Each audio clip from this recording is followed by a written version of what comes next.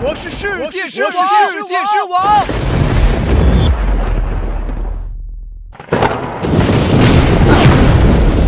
遭报应了，若有来世，我要做个好人。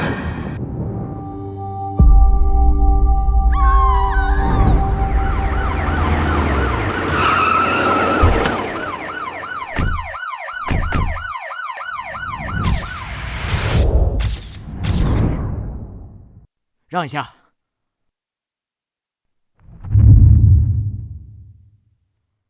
赵队，死者身份问清楚了，张霞，女，42岁，与前夫离婚多年，独居，现在有个女儿在上大学。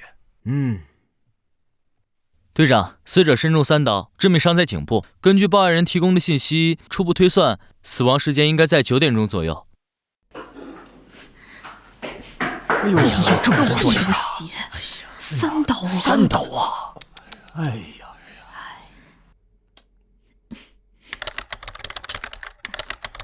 小南，小南，小南，小南，玩，外面出了那么大事情，你就知道玩游戏。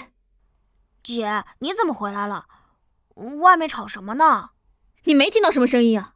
隐约听到了，怎么了？隔壁出了凶杀案，死者是张阿姨。啊！小吴，你干嘛呢？队长，我马上来。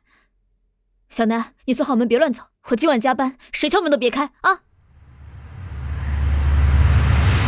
弟弟，醒醒，你不会有事的，不会的。弟，你醒了，醒了就好。我穿越了，姐姐，我终于有亲人了。这一世，我要做个好人。我可是最了解犯罪的。姐，我帮你破案啊！你个小屁孩懂个屁破案呢！老实待着。哎呀，这谁干可怜呢？让让。这也太狠了哈！手套。我去拍照。哎呀，这到底怎么回事？你说这好好的人就……你个小毛，这小孩，好冷啊！哎呀，这是死者的阴气啊！可不是嘛！就是。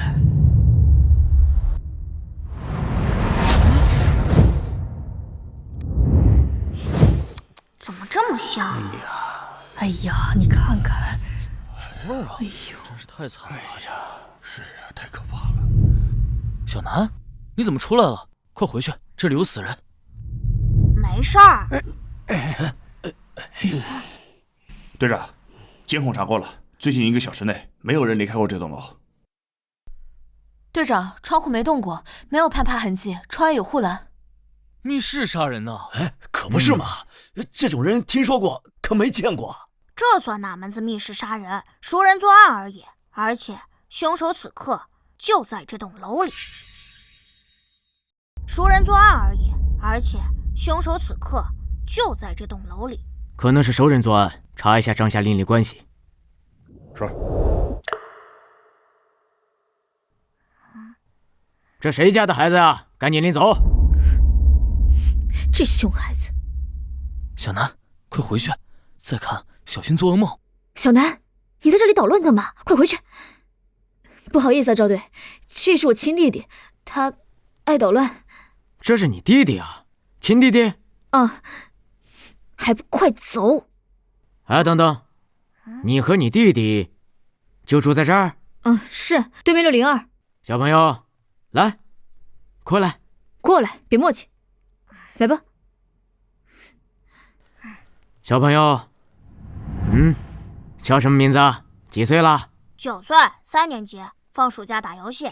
9点03分听到尖叫声。哎，大叔，你要问什么赶紧问，别拉家常。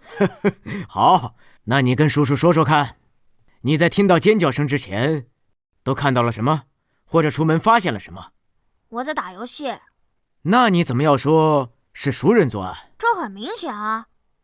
不是老赵，这现场还没勘察完呢，他就敢说熟人作案？你真要听个9岁小孩在这分析案情，这不是浪费时间吗？你爱听不听？哎，等等，他们是离案发现场最近的邻居，听一下。小南是吧？你继续说。首先，从案发到现在，没有人离开过这栋楼。1楼有监控，窗户有护栏，你们查过的。其次，从现场痕迹来看，张阿姨死前挣扎过，但她倒在沙发旁，距离门口有一段距离，尸体并无移动痕迹。此种情况很可能是张阿姨主动给凶手开门，将其迎进门，符合熟人作案特征。还有，尸体旁那把刀是凶器吧？刀我见过，就是张阿姨家的水果刀。也就是说，凶手并未提前准备凶器，并非蓄谋已久。再者，从现场痕迹来看，凶手不为财。综上所述，熟人作案可能性极大，而且是在冲动之下的激情犯罪。等等啊！这现场被翻得乱七八糟，财物丢失，痕迹很明显，具体数额还要等家属回来才能核实。凶手不为财，你小子别睁眼说瞎话呀！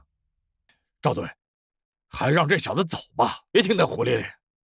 小吴，管好你弟弟。第一，从现场痕迹来看，极有可能是凶手为了误导警方而有意为之。第二，案发于9点前后或更早，这个时间大多数人都还没睡下，没有哪个小偷会在这个时间上门盗窃被发现行凶，不都是后半夜吗？第三，最重要的一点，戒指。戒指？什么戒指？张阿姨手上的金戒指啊。如果凶手是为财，怎么会忽略这枚明晃晃的戒指？你听得懂我在说什么吧？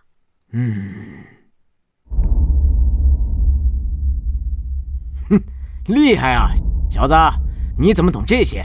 我爸是刑警，我妈是刑警，我姐是刑警，我就是刑警，家庭熏陶嘛。另外，我还看过800集的柯南。好小子，行，回去吧，这毕竟不是小孩子待的地方。哎，对了，叔叔，我得纠正你一个错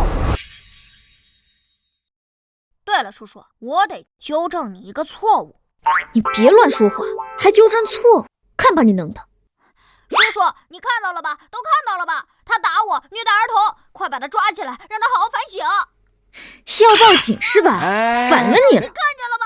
哎，好。小南，你刚才说叔叔有个错误，什么错误？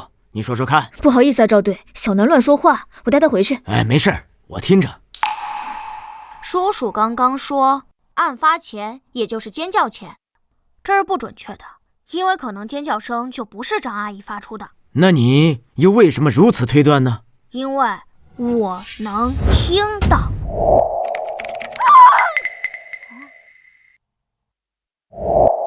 行了，我回去了。嘿，哎呀，快出来！这小孩，这孩子。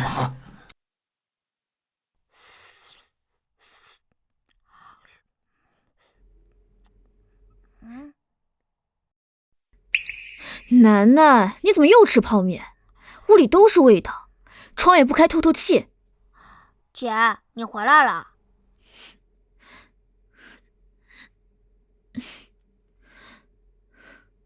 我去睡会觉啊，你7点叫我啊，7点啊，别忘了。知道了，姐。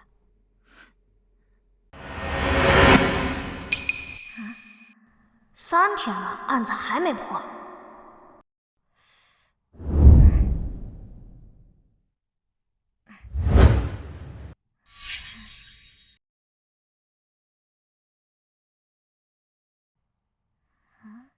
张霞，女，42岁，洪城人，工厂质检员。案发当日休假在家，死亡时间约9点，身中3刀，致命伤在脖梗动脉处。为人和善，并未发现与人结怨。女儿在上大学，前夫王洪刚虽多年来一直骚扰张霞，案发时并不在槟城，且3个月未与被害人通话，已排除作案嫌疑。凶器上未发现指物，门口地面脚印复杂，皆来自于张霞与多名嫌疑人。这个案子明明并不复杂，怎么给调查成密室杀人案了？根据1楼周大爷笔录，大约在晚上9点听到尖叫声。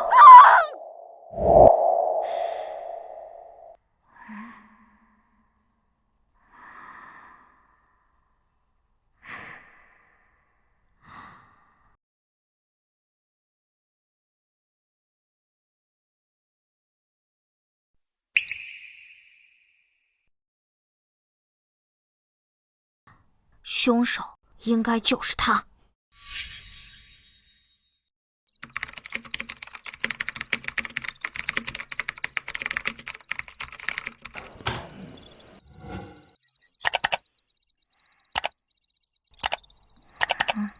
关江花园1单元的701-702-501-502，凶手就是他。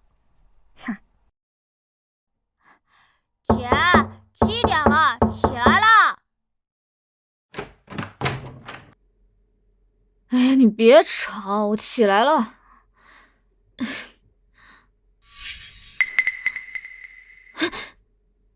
小南，你是不是乱动我东西了？对啊，我看了前几天张阿姨案子的档案，怎么了？你怎么能乱动我东西呢？你个熊孩子，都被你搞乱了。姐，我这不想帮你破案吗？帮我？你不给我捣乱，我就谢天谢地了。这个案子是市厅亲自督办，如果不能及时破案，你知道我们局里多少人要受处分吗？帮我。姐，你别哭嘛，我知道你办案压力大，精神太紧张了。哎，讨厌。姐，我告诉你哦，我知道谁是凶手了。你知道？你发现了什么？小南，我跟你说，话不能乱说。还是说你那天发现了什么？不是，这是我经过分析才得出的结论。在这份档案里，你们忽略了一个非常重要的问题。什么问题？1楼住户绝不可能听到任何尖叫声。我以为是什么问题，怎么不可能？别再给我捣乱了，你姐很累，你姐还……姐，你听我说。来，你看这份口供，然后……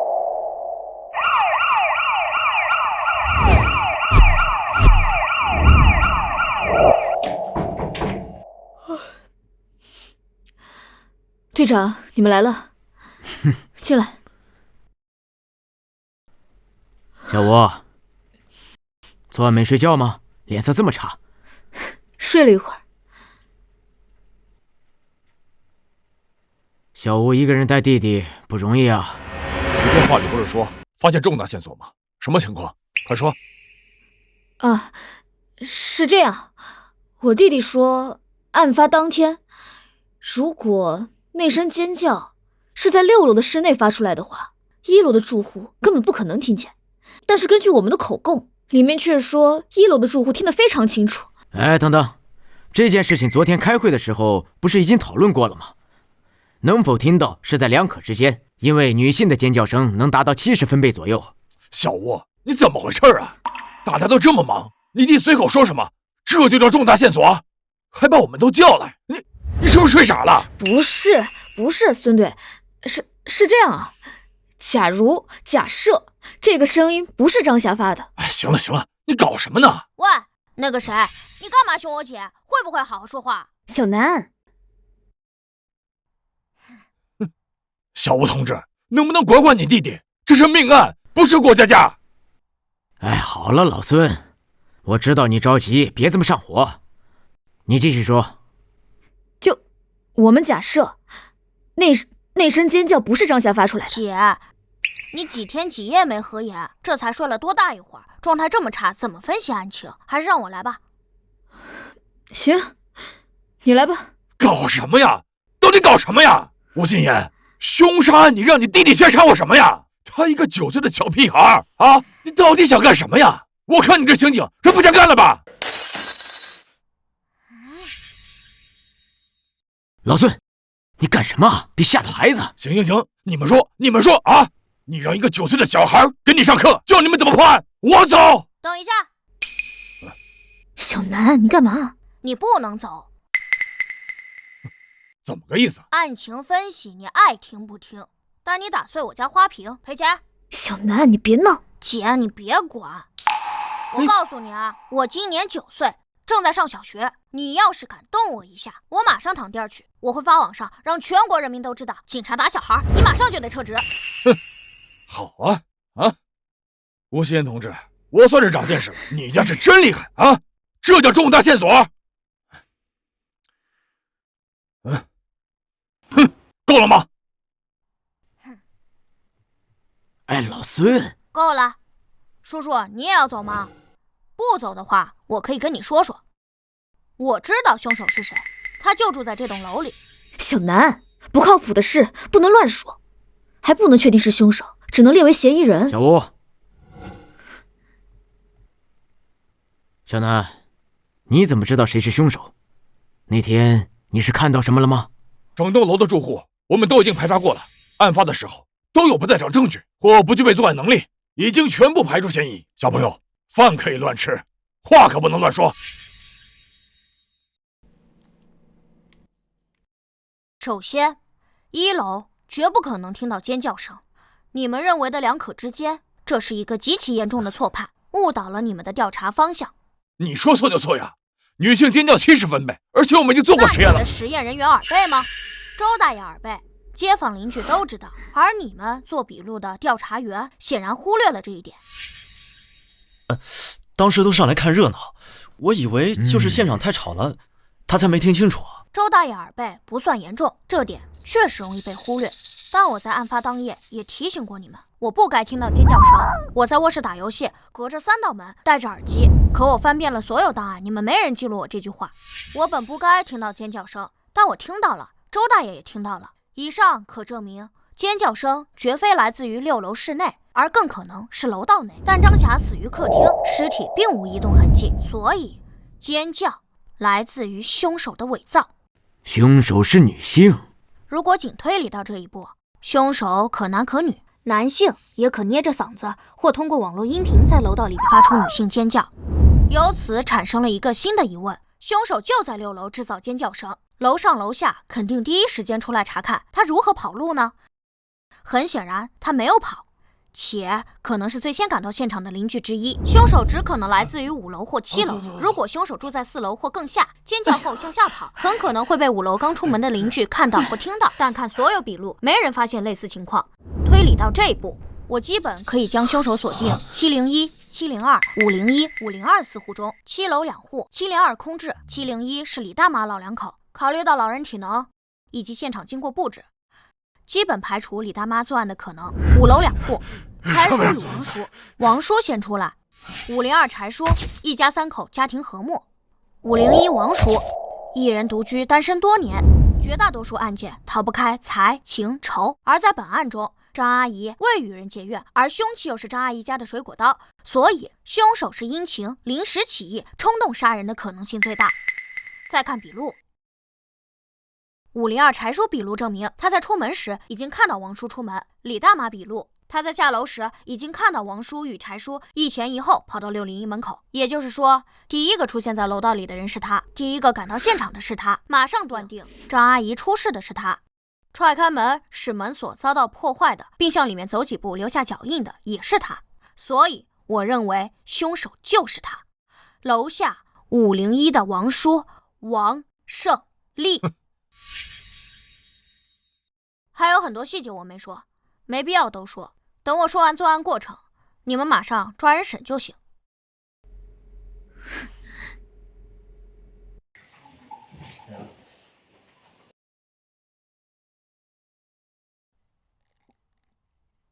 7月13日夜里8点半至9点之间，王胜利正在张霞屋内谈事情，因为某些矛盾，王胜利失控。对呀，你可别胡说八道了，主观臆断，没有任何证据。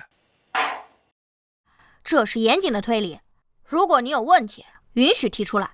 好，那我问你，现场明明有盗窃痕迹，你为什么说没有丢失财物？张阿姨的女儿在案发隔天赶回来，笔录我看了。她这几年在外上学，极少回家，只能确认被害人卧室里过去的首饰没丢，2部旧手机没丢。至于被害人这几年是否置办其他值钱物件，以及是否丢失，他无法确定。你也知道无法确认。我原本认为戒指没丢是凶手伪造现场的疏忽，可我重新复盘案件后，发现并非如此。凶手在犯案后出奇的冷静，他做了很多他自认为很精巧的布置，是他调节了空调，以减缓血液凝固速度。凶手还擦掉了刀上的指纹、空调遥控器指纹、柜子前的脚印。他想要伪造成入室盗窃被主家发现，从而杀人的假象，但他显然不具备布置完美犯罪现场的能力。不知该如何处理赃物，1楼有监控，他带不出去，他怕警察搜全楼，因此他不是疏忽，他是故意的，什么都没拿走。这假象他认为也是合理的，入室盗窃还未发现值钱物件，被发现杀人，慌忙逃走，所以结合被害人女儿的笔录，我认为他就是什么都没丢，因为他不敢拿。你可真会想象。还有什么问题吗？好，那我再问你，如果真按你所说，一个普通人冲动杀人，他怎么能如此冷静？怎么可能想到如何布置现场，甚至误导警方？谁跟你说王胜利是普通人？你什么意思？要不咱打个赌吧？赌什么？王胜利是凶手？你真当这是过家家？王胜利一定是凶手，没什么好赌的。哼，那你扯什么？我认为王胜利过去杀过人，身上还背着命案，你信吗？什么？他过去杀过人？小南，不能乱说话。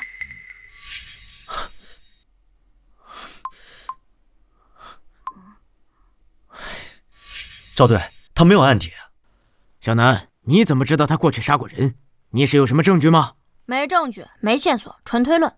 哎，我真他妈受够了啊！你小子越说越玄乎是吧？胡说八道个没完！小南，有些话真的不能乱说。什么叫乱说？帮你破个案中案不好吗？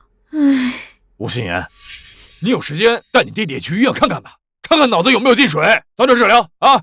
别废话，你赌不赌吧？赌？你说赌什么？看你破案心切，我也不为难你。输了，给我姐道歉，以后不许凶我姐。行，如果王胜利没有杀人，我看你姐就不要干了，脱了这身警服。哎，老孙，你跟孩子赌什么气呀？我哪里跟他赌气了？打赌明明是他提的。那行，我再加一条。行，随便你加。我要是输了，跟你磕一个都行。哎，好了，真当过家家呢？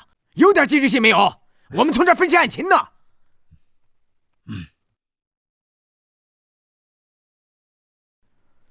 小南啊，你刚才分析的是有几分道理，但是他没有实质性的证据，就连间接性的证据也没有，全是推论。我现在虽然可以把王胜利带回警局配合调查，但最多关他48个小时。这是命案，王胜利如果真是凶手，且如你所说，他极度的冷静，心理素质又过硬，他就不会随便的去交代什么。但王胜利如果不是凶手，影响会非常的不好，你姐姐会受到严重的处分。谁说没有证据？我刚想说来着，被人打断。那行，那我就再说一下。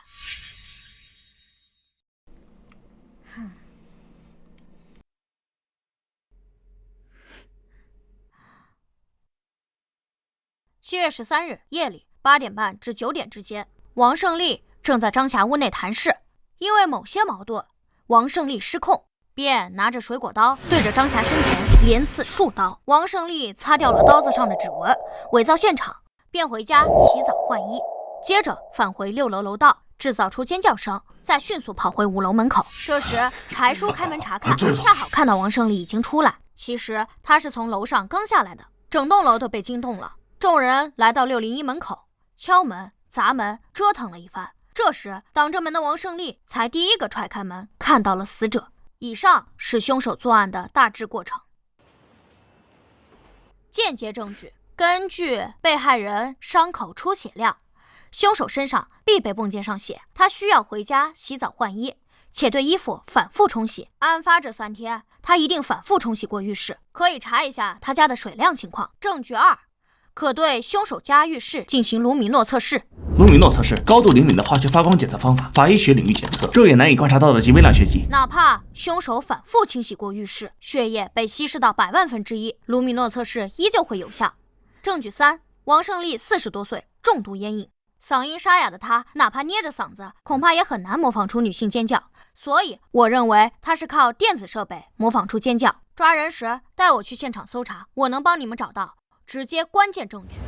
不对，假设王胜利真的杀过人，而且洗了澡，按被害人的出血量，如果角度……案发当天，围观邻居中，王胜利是唯一一个刚刚洗过澡的人。虽然他吹干了头发，换的是衣服，伪装得很好，但他身上依旧有浓郁的沐浴露香味。我证明，我记得，我可以断定，王胜利身上不仅溅上了血，还很多。如果只是少量血溅到衣服上，换衣服就够了，不需要洗澡。还有问题吗？用水量够了，等我打电话。喂，老雷啊，我老赵，哎，找你帮个忙，帮我查一下713案，案发单元最近的对，1个星期就可以，用水量的情况。好嘞，我等你回电。哎，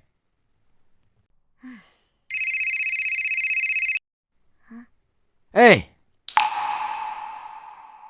那是哪一户用水量最大？501啊？那案发前呢？没有。那也就是说，案发后501是用水量最大的一户，对吗？好嘞，好嘞，好嘞，我知道了。好，谢谢啊。行动。是。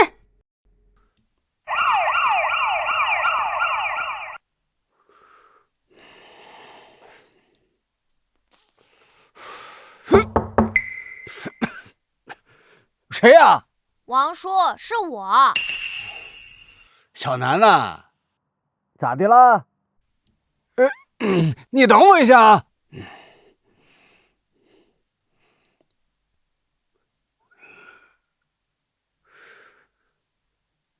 这大晚上的，小南，你有什么事儿吗？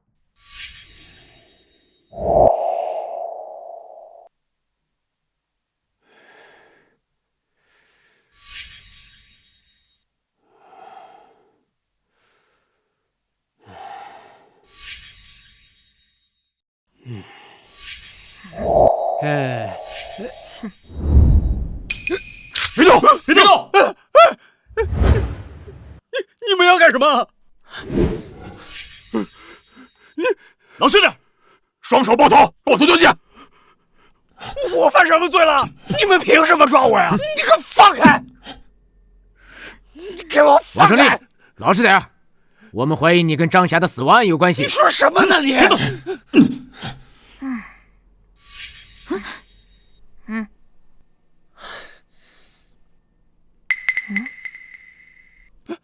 等等！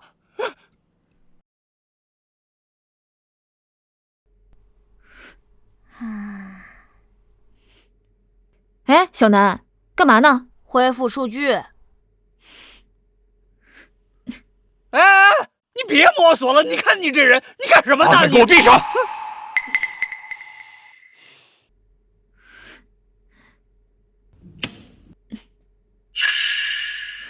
队长，你快来看！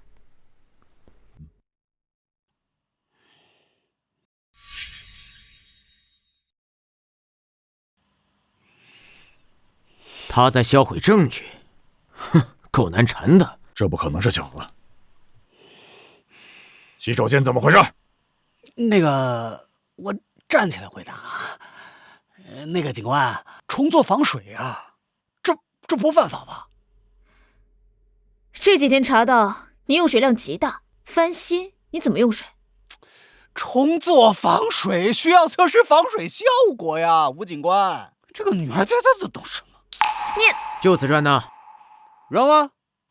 估计这会儿已经被垃圾车给拉走了吧？要不你们去瞅瞅？哎，你们研究我们家的瓷砖干什么呀？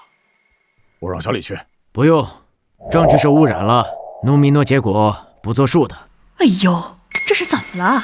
楼上张姐刚死，警察抓人，难道是小王杀人了？不能吧？他平时挺老实的。哎，我没杀人啊！你们有什么证据啊？你们凭什么抓人啊？你给我放开！你给我老实点！那个吴警官，咱们怎么说也算得上是楼上楼下的邻居啊！你怎么能……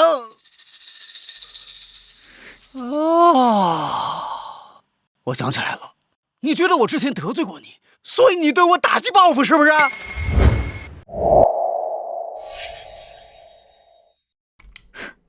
我报复你什么？你觉得我差点害死你弟弟？啊？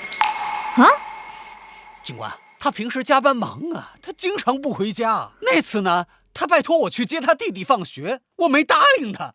结果呢，他弟弟放学自个儿回家，在路边贪玩掉河里了。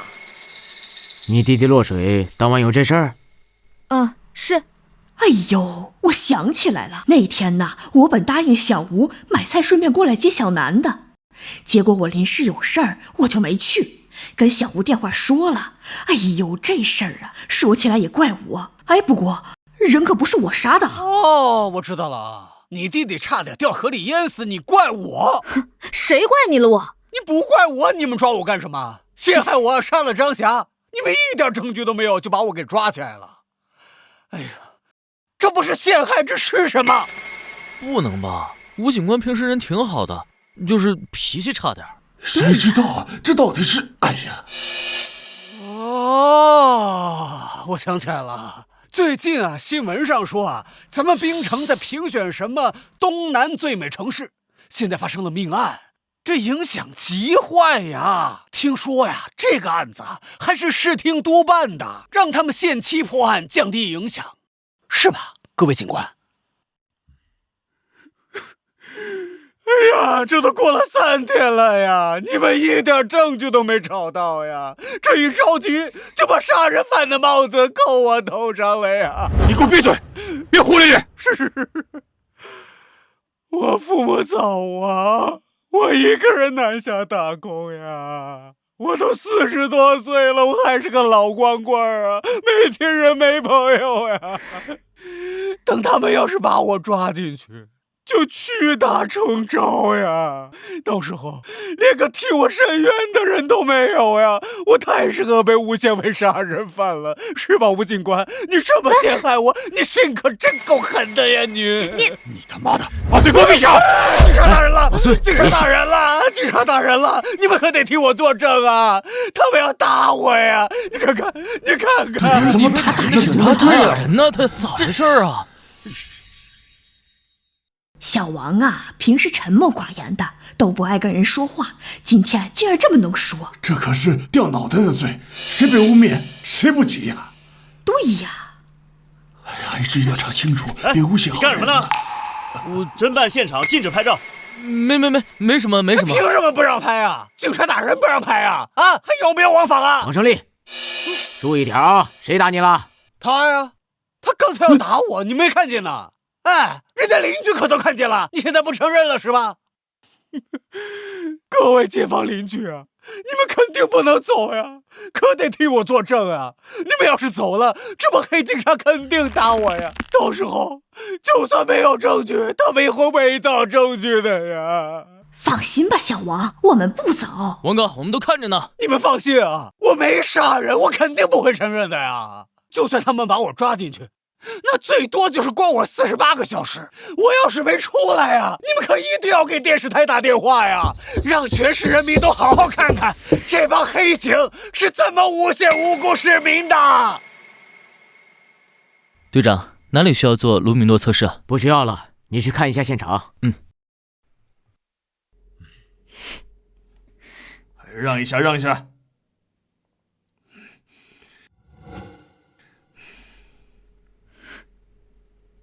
老钱，你怎么来了？听说你抓到嫌疑人了，过来看看。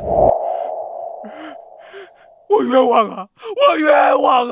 他们没有证据，随便抓人啊！他们赵队没证据，正在收集证据。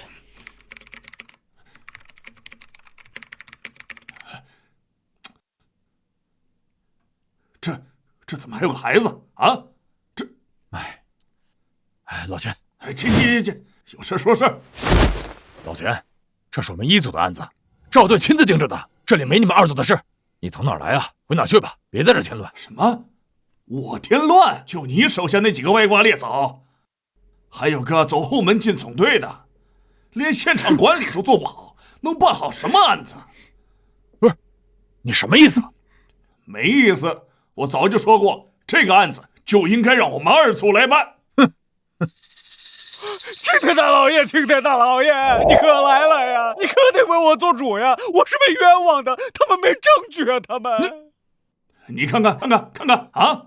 随便扣人，连证据都没有，这传出去会造成什么影响啊？哎，行了，老钱，这没你的事儿，回吧啊！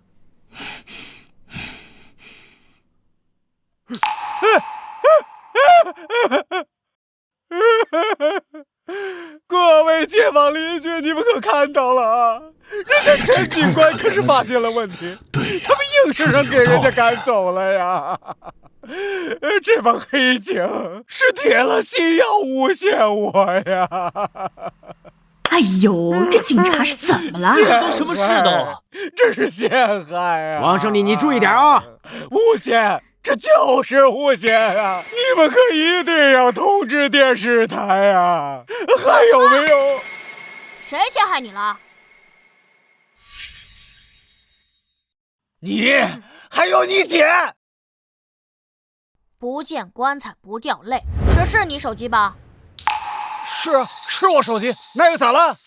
现在这个社会谁还没个手机啊？你承认是你手机就行。哎，吴楠，你掉到河里差点被淹死，那跟我没关系呀！你记恨我干什么呀？啊！你说你一个小年纪的孩子，你不学好啊？你心咋就这么狠毒啊你？我狠毒？那行，我今天就发善心。我给你个机会，只要你承认张霞是你杀的，并交代犯罪过程，算你自首，怎么样？你没病吧你？我没杀人，我自什么首啊？哼！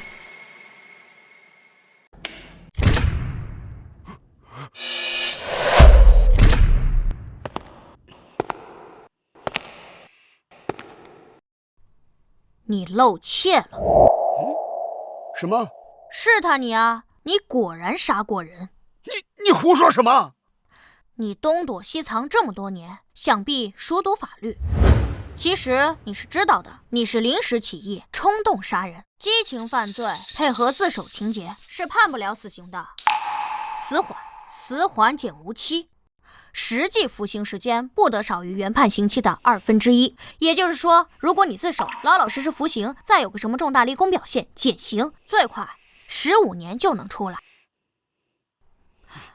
其实你很清楚，警方已经盯上你了，你逃不掉的。就算你48小时死不交代，你与张霞的过往也一定会被查出来。警方只是需要更多时间，而你还心存侥幸死不承认，因为你在害怕你过去的事被翻出来。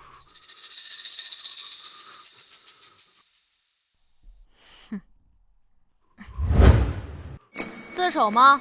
自首？嫌疑人没有第一时间反驳，小南跟他说了什么？声音太小，没听清。大家都简单点，你数罪并罚，下辈子做个好人。我不知道你说什么。不见棺材不掉泪，那我送你上路。你没证据，你没有证据，你没有证据。我有证据。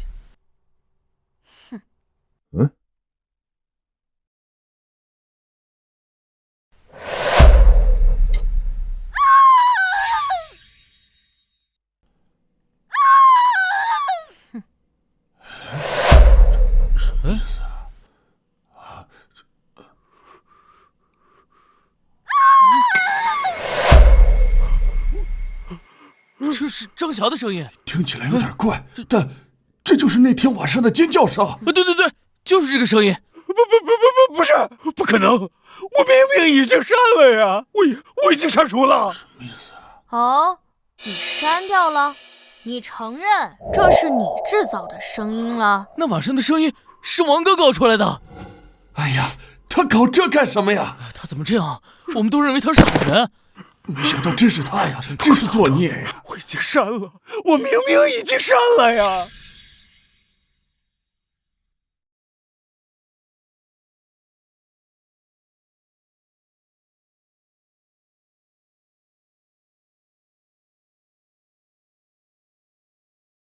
想要彻底删掉一个文件，必须让文件重复写入，覆盖掉原有文件。你删掉的只是文件索引，文件可恢复，你显然不懂存储的基本原理。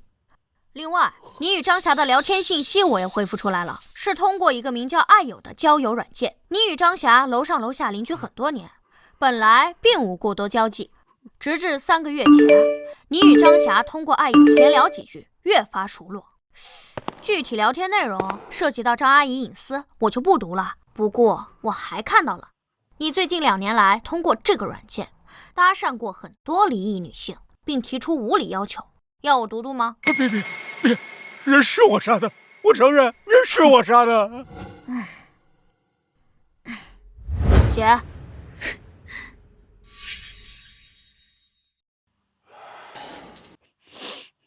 我杀他只是一时冲动啊，我俩好了快3个月了，我最近发现他不对劲，对我越来越冷淡了。我怀疑他外面有男人了，我那天给他发消息他也没回，我就去找他了。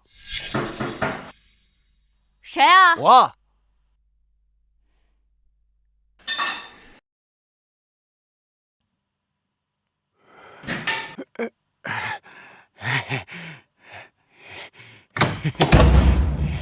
张霞，咋不回我信息呢？卧室充电呢，没听到。进门时间8点。具体聊了什么？就闲聊些家常话呗。我还问他白天休息他干嘛去了，他也没说。王胜利以前真杀过人？杀过。为什么要杀他？警官，我不是跟你说了吗？他外面有男人，对不起我呀！哼，老实回答问题。我就是，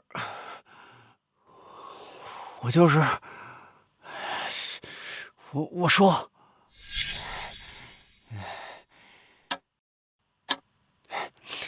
哎，张霞，你看时候都不早了，要不今天晚上我就住这儿吧？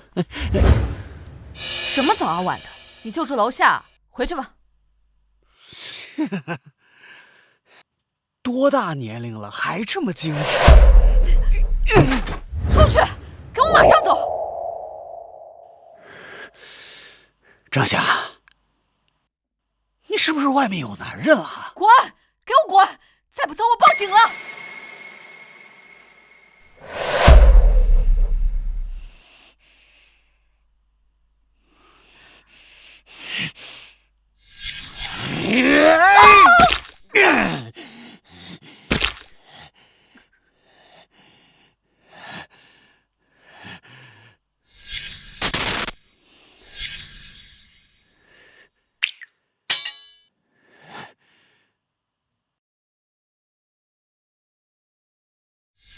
现场盗窃痕迹是你布置的？是你调节了空调温度？是。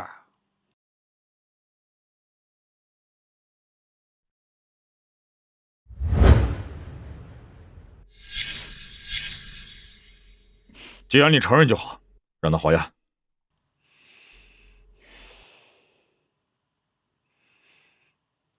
按这就行。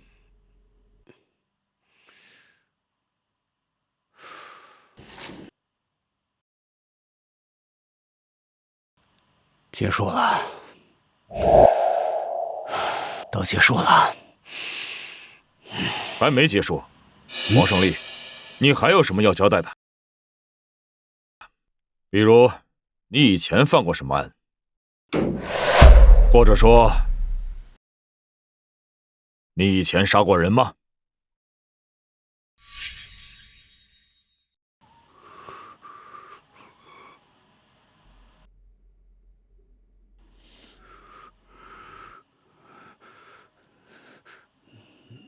能给我一支烟吗？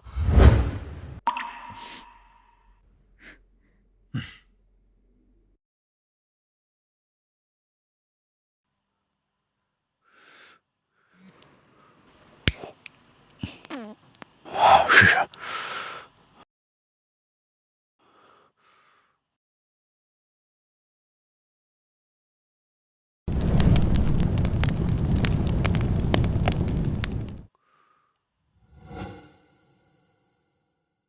王胜利，回答问题，你以前杀过人吗？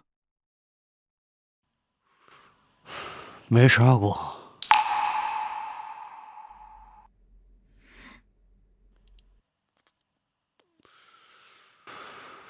张霞是我杀的，我都已经承认了呀。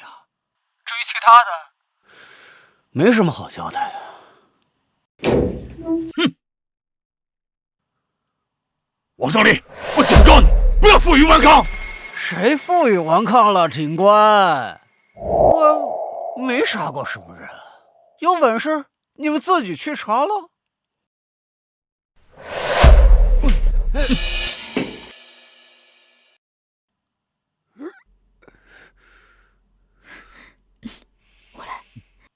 王胜利，你犯的罪足以判处死刑，你现在在耍无赖，没有任何意义。吴警官，我知道，我都够判死刑了，我还怕什么呀？你们不是着急着破案吗？现在案子破了，你们赶紧把我抓去判个枪毙呀！你们还折腾什么呀？啊？不会吧？你们警察还真觉得自己是正义的化身呢？怀疑我以前杀过人，就一定要查清楚啊？是吗？是吧？哎，太好了！据我的了解啊，如果我身上还有案子没查清楚，你们就得一直关着我，判不了我。我的命还长着呢。小南，你说王胜利以前杀过人，有几分把握？10分，我去审吧。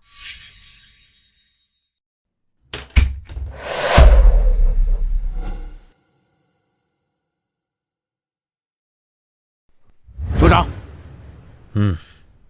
赵队，听说你找到证据了。老赵，审讯的怎么样了？嫌疑人都交代了，对犯罪事实供认不讳。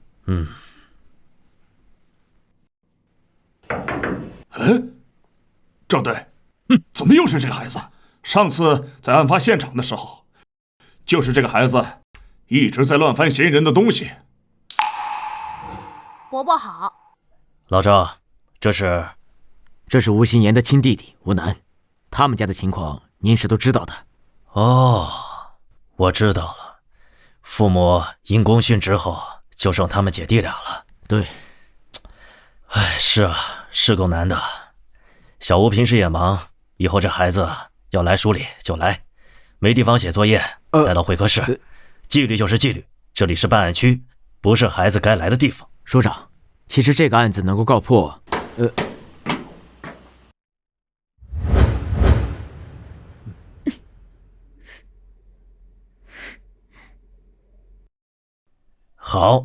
好，这个案子能告破，你们功不可没，赶紧结案送检吧。署长，还不能送检啊？为什么？小南，你说王胜利以前杀过人，有几分把握？10分。我们怀疑王胜利在杀害张霞之前还杀过人。还杀过？案中案？有什么线索？这嫌疑人现在还拒不交代以前的犯案。没有线索。是我说的，嫌疑人还杀过人，交给我来审，我能马上结案。小南，你这不是胡闹吗？一个小屁孩说他杀过人，你们就信了？老赵，你也是老刑警了，你近期马上就要提一提了，绝不能犯错误。署长，这些我都明白。其实713案能够顺利的告破，还多亏了吴楠，他是个神童。这神童？所以没有线索，没有证据，他说你就信？原本我们对吴楠的话有所怀疑，但在本案的侦查过程中，我们发现犯罪嫌疑人有极高的反侦查意识以及过人的心理素质，他不像是初犯。哎，等等，老孙，你的意思是还真要查？什么线索都没有，怎么查？就这么一直耗着吗？就这么一直关着嫌疑人吗？上边要求我们限期破案，既然这个案子已经破了，署长，713案可以上报，但是犯罪嫌疑人以前的犯案，我还是觉得……怎么，你想查？那你报告打算怎么写？就写一个9岁的孩子怀疑他杀过人，你们信了？哎，有没有人呐？还有没有人呐？你们到底审不审呐？还有没有点人权呐？啊！保持安静！你们到底审不审呐？我都困了。你不审的话，把我送回去睡觉吧。哎，怎么来这么多人呐？哦，你们刚才在外边，不会是在商量怎么对我刑讯逼供吧？来，老子都被判死刑了，老子怕你们呢啊！来，尽管招呼。老张，我再给你5天时间，查明嫌疑人过去还杀了谁。署长，这可能是嫌疑人为了故意拖延时间，故意这么说的。5天？老子给你5年，你他妈也查不出来。5分钟，我来审。给我5分钟，我让他交代。你个小屁孩，你懂什么？吴心言，管好你弟弟。署长，他们怎么能让一个9岁的孩子办案呢？这简直是胡闹啊！小吴，你弟看过案件卷宗，这是违反纪律的。署长，我给我5分钟，破不了案，伯伯可以处分我姐。什么？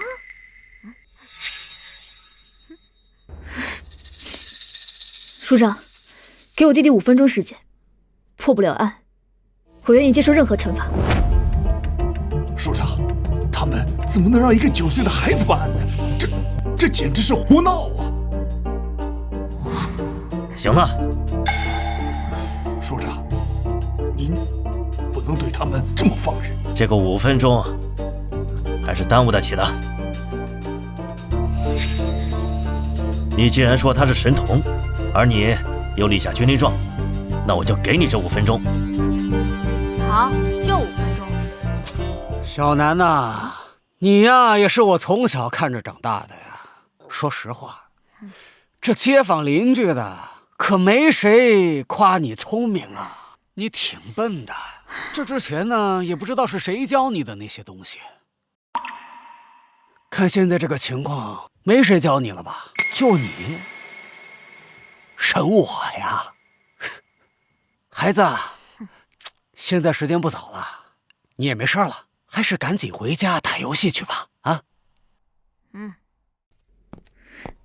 ，11年前到13年前，北方安宁省入室杀人，被害人为女性，悬案未侦破，现场并未留下指纹、DNA 等痕迹。像这种当年未侦破的大案，怕是符合以上条件的案件没几个，甚至可能只有1起。我知道，直接告诉你，你肯定不服。我让你死个明白。哎呀，小孩子呀，人不大，口气挺大的呀。你在杀害张霞后，你伪造现场，回家清洗，并利用她的尖叫声让警方误判了张霞的被害时间。你利用这个时间假装上网，留下电脑浏览器记录，给自己制造了不在场证明。我说的对？这我都已经招过了，还用得着你分析啊？我是想说，你杀人后的冷静，有极强的心理素质与反侦查力，你不是一个普通人。这只有2种可能：第一，你是个疯子，内心很扭曲的变态，熟读法律，钻研犯罪；第二，你杀过人。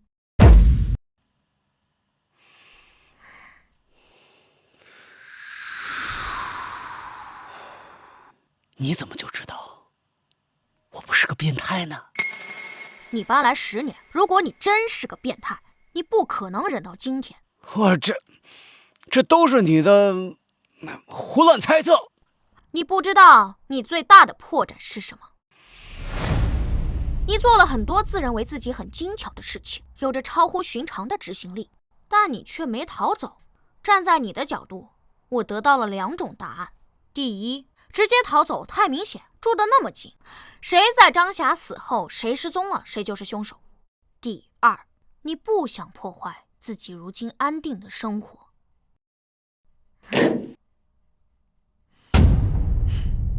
根据你的第一次笔录，你是北方普陵省人，父母双亡，10几岁便远走他乡，来到南部辗转多地打工。10年前定居于槟城，靠打零工过活，很少社交，未婚未育。而根据其他邻居的笔录，关于你的事也提到了你性格内向、沉默寡言，甚至可以说是孤僻。如此能说会道，你真的是孤僻吗？逃了10多年，伪装得很辛苦吧？你自述没有任何亲人朋友，也就没有人证明你的过去。本市定居10年来，你拒绝社交，跟谁都不熟。反侦查意识不是与生俱来的，你必然看过大量相关书籍。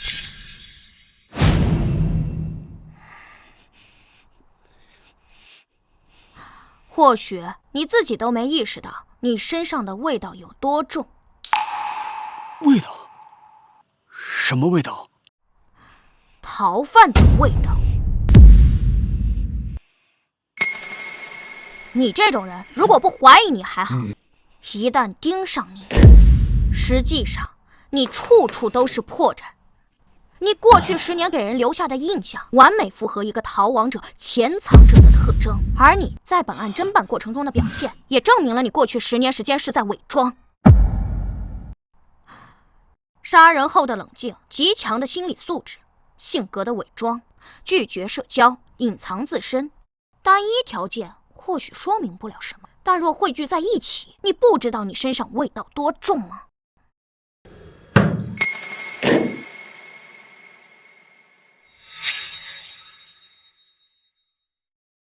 ？10年来，你每日惶惶不安，每一次警笛声响起，都让你恐惧。你活在焦虑里，烟瘾很重，你不敢与任何人深交，你害怕别人了解你，甚至你现在这个王胜利的身份都可能是冒用的。而你却住在刑警家楼下，你想要灯下黑？哼，你想要掌握本地警方的第一手动向。你杀过人，对吧？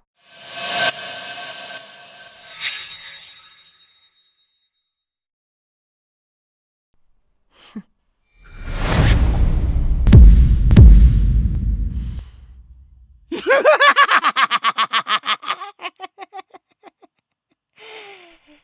但是那又能怎么样呢？警察抓人是要讲究证据的。就靠你这么一说，我就成杀人犯了。我在什么时间、什么地点、用什么方式杀的人？你没有证据，你没有线索，对吧？对我个人而言，你这个人以你的行为就是线索。时间也差不多了。既然你已经承认人是你杀的，那么我就长话短说。第一，你曾经是个小偷，做过入室盗窃。小南，你依据什么推断的？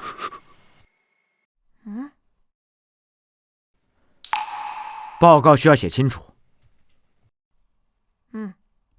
因为张霞被害现场的盗窃痕迹是专业的，一个入室盗窃惯偷会很清楚哪里可能有财物，哪里没有。而在张阿姨被害现场，距离门口最近的是鞋柜，还有厨房橱柜、洗手池台下柜等位置并无翻找痕迹，而诸如茶几、电视柜、衣柜，包括挂有常穿外套的衣架上面的衣服，这些可能放有老旧手机、首饰、现金的位置，全都被翻过。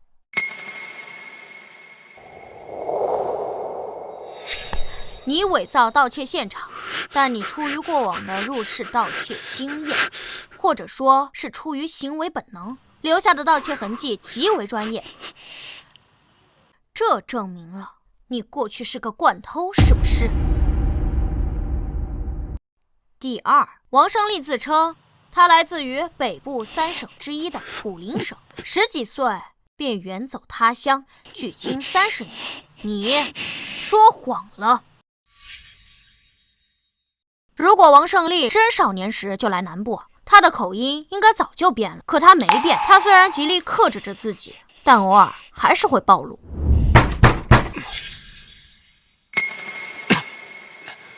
谁啊？王叔是我。小南呐，咋的了？北部3省以安宁省口音最重，也最容易识别。如果我没听错的话，你应该是安宁人。第3，既然王胜利乡音难改，那么我认为在他成年后的很多年，他都待在家里，因此他正是在第1次杀人后才逃离的家乡。第4，王胜利身高167，身材瘦小，他杀害的若是一个成年男性，且自身没有暴露，那么难度更高。因此，我倾向于他杀害的是一名女性。第5，人是有行为惯性的。王胜利在杀害张霞后，身旁就是张霞的尸体，他却能够从容地清理痕迹，伪造现场，甚至他还能想到把现场伪造成入室盗窃这一点。我认为，王胜利在冲动杀人后能有如此高的执行力，与他过去经历过相似场景有关。别说了，别说了。第6，一个人在杀人后，往往都会东躲西藏一段时间，关注一下案情进展，然后找个地方安定下来。王胜利是10年前来槟城的，这是他最后躲藏地。这10年也说明了王胜利不是一个爱换地方居住的人，不然应该死定了。我认为他上次作案时间应该是在11年前到13年前之间。综上所述，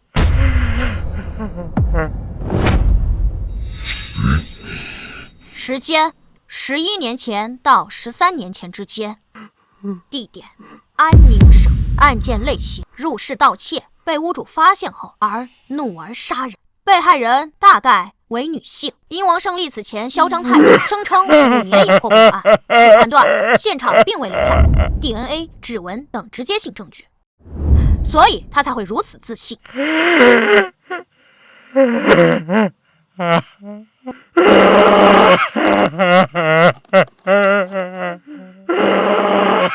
姐，符合以上所有特征的案件找到了吗？目前有2个，如果排除 DNA 和指纹这些直接性线索的话，剩下1个。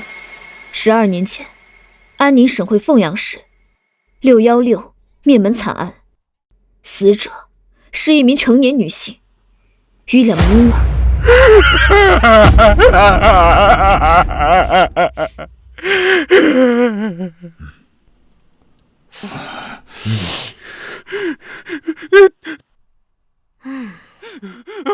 都是他胡编乱造，都是他胡编乱造，都是他胡编乱造！你们没有证据，你们没有证据，真的没有吗？没有！王胜利，你要干什么？给我走！走好，你们走！走好，老实点！不是我，不是我，我跟那个案子没有任何关系，没有任何关系。如果没有证据，那你在害怕什么？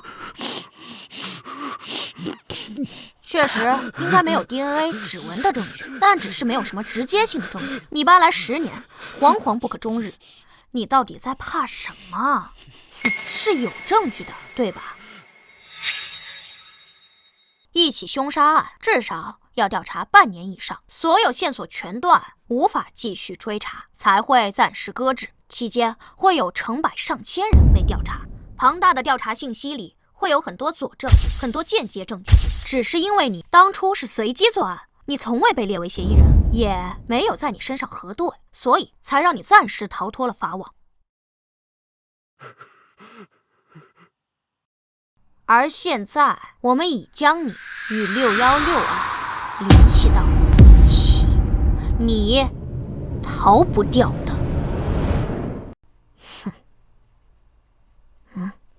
署长，我提议联系凤阳警方，把616案的全部档案调出来，并请凤阳警方派遣当年参与过此案调查的老刑警来本市协助办理此案。我同意，报告可以回来再补。你现在马上联系凤阳警方。是。赵叔，等一下，算上那边整理资料的时间，最晚后天到，满打满算3天时间。无论你交代与否，616案必破，你何必死扛着？大家都很累，不如简单点。我现在只需要你回答我，616案是你做的吧？616案是你做的吧？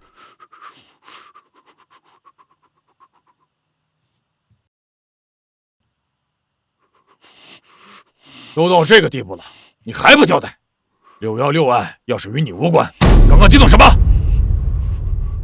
说话！王胜利，你再负隅顽抗，没有任何意义。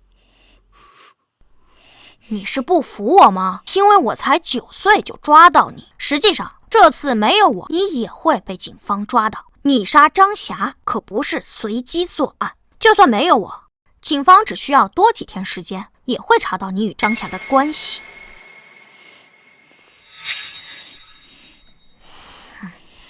是的，这种死硬分子交给我吧，我保证今晚就让他开口。我可以保证，在凤阳警方抵达前，让他交代所有的犯罪事实，可以直接结案。我都审差不多了，哪轮到你啊？退1万步来说，也该是我姐来审。什么叫审的差不多？他并没有交代所有的犯罪事实，而且也没有直接的证据。等凤阳警方来了，补充了证据链，也都是间接证据。零口供送审非常麻烦，也许还会拖得更久。署长，对付这种死硬分子，必须要攻破他们的心理防线。你姐才从警几年呀？她审得明白吗？那照你这么说，那我才9岁，我审得明白吗？你要是真有本事，你就让他开口，否则不要影响我们办案。好，姐，我相信你，一定会有办法让他开口，对吧？啊，我。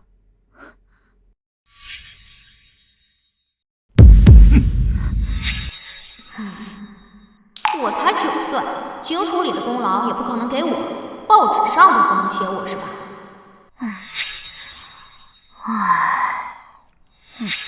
现在你知道叹气了？我哪儿叹气了？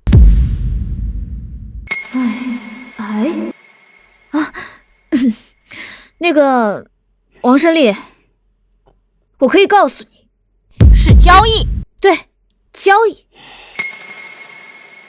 我可以和你做个交易，如果你承认616惨案是你做的，并且详细供述当时的犯罪过程，我们查了属实，我就可以告诉你，张霞被害那天为什么不接你电话，她到底去干了什么，张霞是否有其他男人，以及当天去做什么了。对，就这意思，我弟说的没错。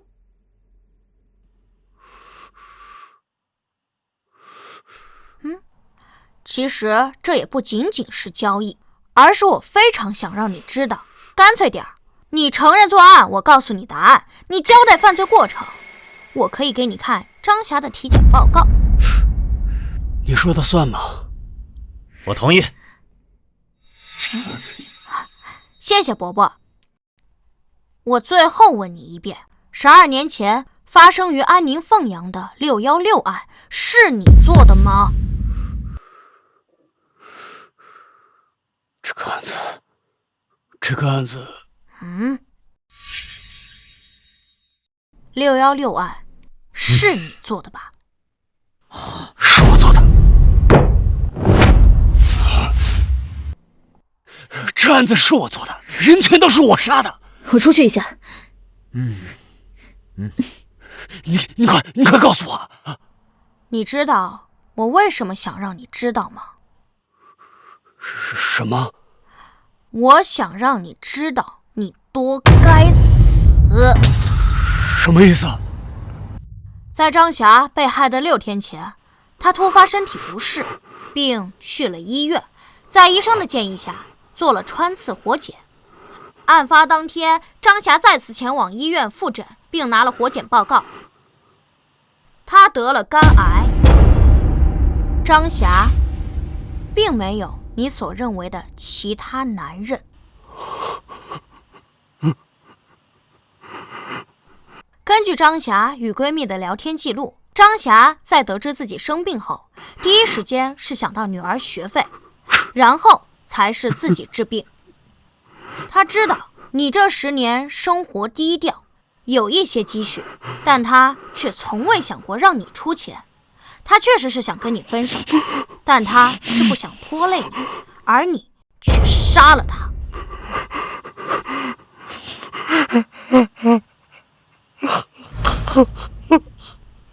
你真该死！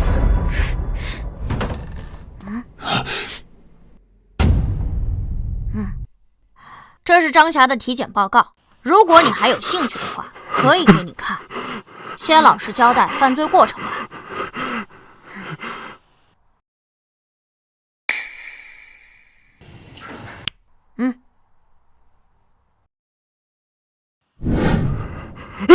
你等等！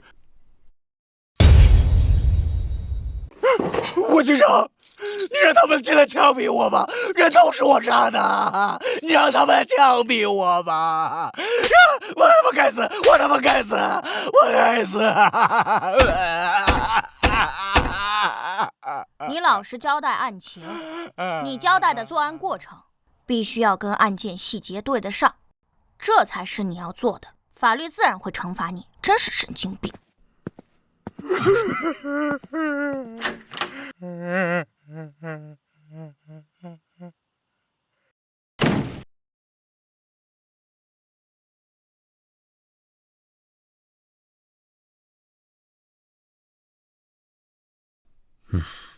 小南是吧？吴楠。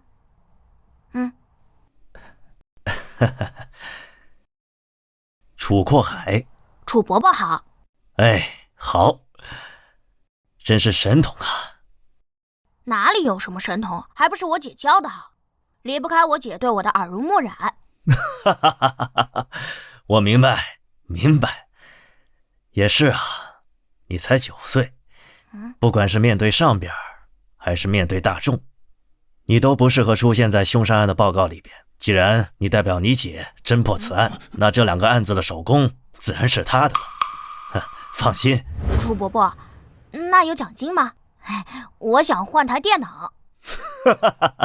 有，731案能够迅速侦破，书里自然会有嘉奖。另外啊，616案既然当年没有侦破，肯定要向社会征集线索的，应该有几万块奖金。是的，案子不是小吴破的呀，他本身就是靠着走后门的关系才被调入总队的。他能力不足，如果这次把首功给他，难以负重啊，还会引起更多的非议。有病就去看，没事老嚼舌根干什么？小鬼，你骂谁呢？我没骂人啊。你刚才说谁有病？你啊，嘴唇发紫，口呼吸，筒状胸，偶尔咳嗽。我真心建议你去医院看病，病得不轻，再晚说不定就来不及了。你这孩子到底还有没有教养？到底谁没教养？说谁走后门呢？你一把年纪了，还妒贤技能，争功夺利的。你什么你？我姐今年27，5年前从东南警校毕业，2年特警，拿过2次东南警界女子格斗冠军，1次射击冠军。之后，我姐转去基层，从民警做起，也是冲在了第一线。3年前梅河区闹市劫持案，是我姐与人质交换，最终制服歹徒，差点被抹了脖子。前年那场爆炸案，要不是我姐枪法够准，用手枪打中了120米外的目标，说不定还要炸死多少人。去年联合行动追捕逃犯，我姐身中2刀都能制服逃犯，在家足足躺了3个月才养好。在那几个月前，是，我承认，我爸妈6年前因公殉职，我姐在晋升过程中确实受到了一点照顾，包括去年调入总队，继承了父亲的警号。但我敢说，我姐没有走后门，他每一步都走得堂堂正正。他是一个优秀的刑警，容不得你来抹黑。舅舅提过很多次，想把我姐调到他那边去，待遇肯定比这里好。但我姐不同意。按照我姐的话说，这里是我爸妈守护过的城市，她要继承爸妈的志愿，继续守护这里。你说的好像就跟谁没负过伤似的啊！在这里的老刑警有一个窜一个，谁没有在一线拼命，谁没负过伤？行了，这是负伤的事吗？我姐破格提拔，不是立功就是拼命。你说谁走后门？那行，现在领导不是在吗？你说是谁给我姐开的后门？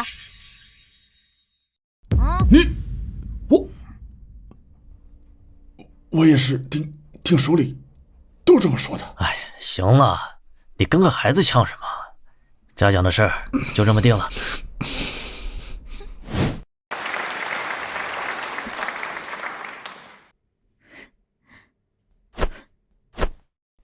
小吴辛苦了。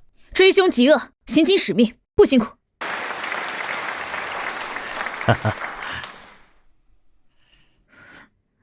小南，姐，你回来啦？好困啊。姐，刑警不是忙的时候忙死，闲的时候特别闲吗？这才破了大案，你就休息一天，又开始没日没夜的忙啊。清理积案专项行动，所有人都在加班。不行了，我要睡觉了，乖啊。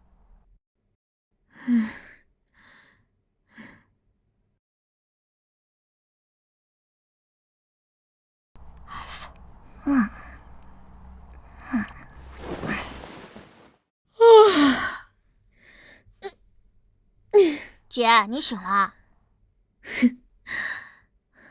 是啊。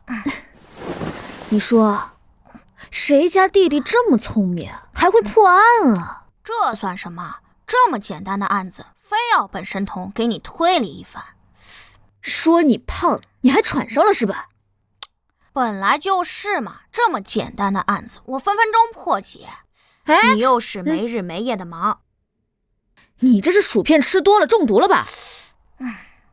行，你要这么聪明，我考考你啊。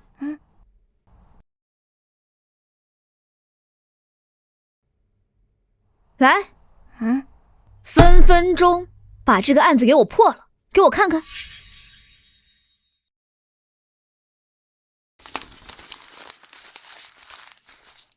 去年12月份的案子，大半年了。好家伙，档案这么厚，还没查出来。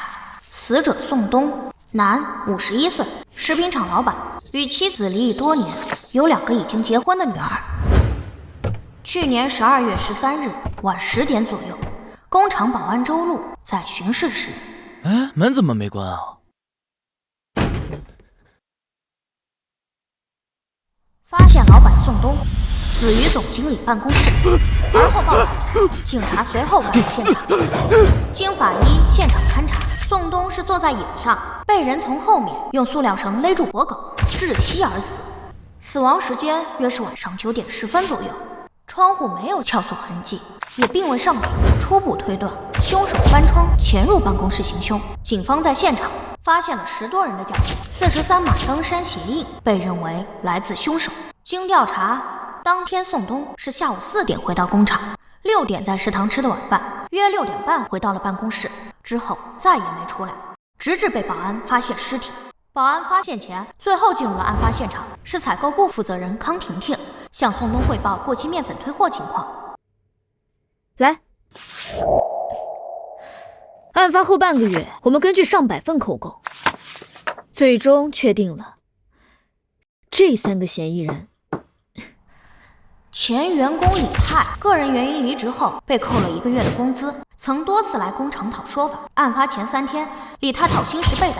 面粉厂老板冯群因过期面粉退货事宜与宋东发生纠纷。财务付娇娇原本是普通员工，因成为宋东姘头，一跃成为工厂财务主管。案发前曾多次挪用公司公款，并因此与宋东发生争执，被宋东殴打。此时工厂人尽皆知。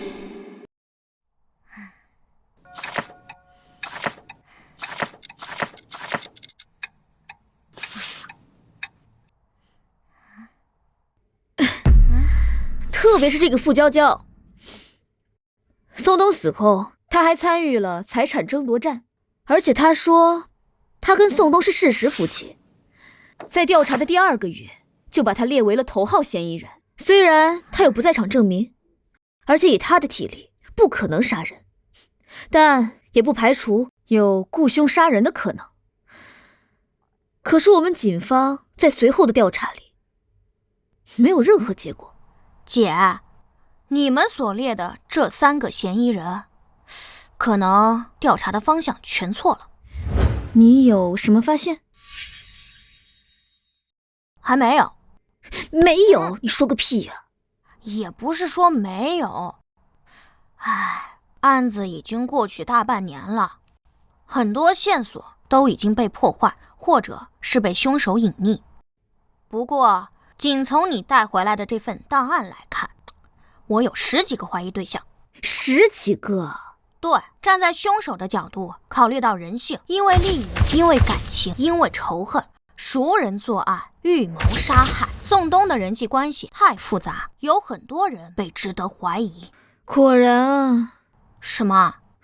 我就不应该给你看卷宗。为什么？小南，你现在虽然是我们警署的名人，大家都说你很聪明，善于推理，可是你毕竟才9岁，没有系统性的学过刑侦。事实上，你能想到的，我们全都调查过，几10个怀疑对象，我们才筛出了这3个嫌疑人。上百号人的专案组，足足查了3、4个月。而且时代不同了，正如你所说，713案，如果再给我们多一点时间，我们肯定能调查清楚王胜利跟张霞的关系。12年前的616灭门惨案，虽然是随机作案，但是入室，在现在这个时代，以现在的公共监控密度还有侦破技术，凶手不可能逃得掉。姐，你为了打击你弟弟，还真是煞费苦心啊。小南，我真的没有打击你，你真的很聪明。我也希望你考上警校，成为一名刑警。毕竟，咱妈的警号还等着你继承呢。好啦，档案你也看到了，你也没有列出个直接嫌疑人，证明你这一套刑侦推理是破不了案的。而且你才9岁，我也不可能带着你东奔西跑走访调查吧。而且这个案子没有新的线索，根本不可能重启调查。要不是因为这次清案行动，我觉得我们应该试试。姐，你带我去警署吧。你要干嘛？你这里档案不全，最重要的工厂监控只有一些截图照片。只要你给我利用你们警队的资源，我说不定，不，我保证3天我给你找到凶手。3天？你刚刚跟我说分分钟，我们上百号人的专案组查了那么久都没查出来，你3天就想破案，牛皮吹上天了吧？哎呀，分分钟只是形容词，只要你给我更全面的案件信息，3天破案，绰绰有余。姐，我知道这违反纪律，要不你跟赵叔说说，通融通融。要不你先把监控硬盘拿回来，先让我看看。小南，你说偶尔去警署，帮我们参与调查办案，没有人说什么。可是如果是去参与案件的长期侦办，对谁都说不过去。跟赵队说，他可能同意让你去，可是破不了案，我们从上到下多少人要受处分？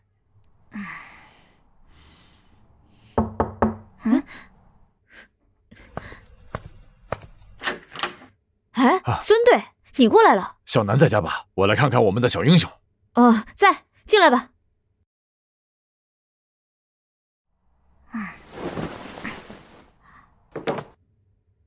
孙队，有什么事儿现在过来啊？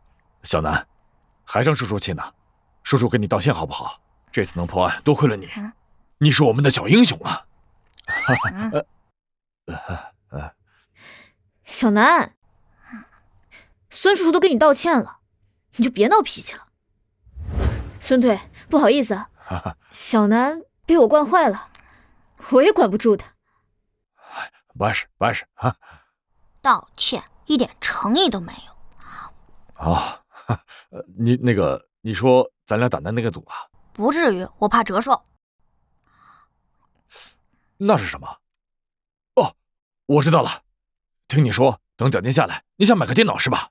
这样，你想要什么，叔叔给你买，好不好？哎，我们家里虽然不富裕，买电脑还是买得起的。小南，你别太过分了。没事没事。那小南，那你想要什么呀？你有什么要求，尽管跟我说，叔叔啊，保证给你安排的明明白白的。我想去警署。去警署？干什么？破案。破案？1213案。这个案子难啊。这个案子并没有你们想象的那么复杂。或许此刻我心里的头号嫌疑人就是真正的凶手。给我3天，让我用警队资源，一定能破案。3天？对，就3天。这个案子100%是熟人作案，不存在随机作案的可能，我一定查得到。行，走，咱们现在就去队里。不是，孙队，小南他……放心，老赵那边我来说。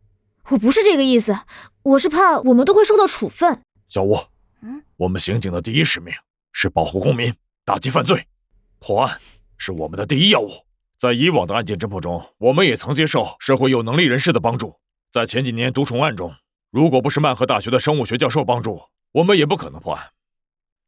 小南虽然才9岁，但他的能力是有目共睹的。就这么决定了，快走吧，出了事儿我扛着。孙叔有魄力。哼，你小子肯叫我输了是吧？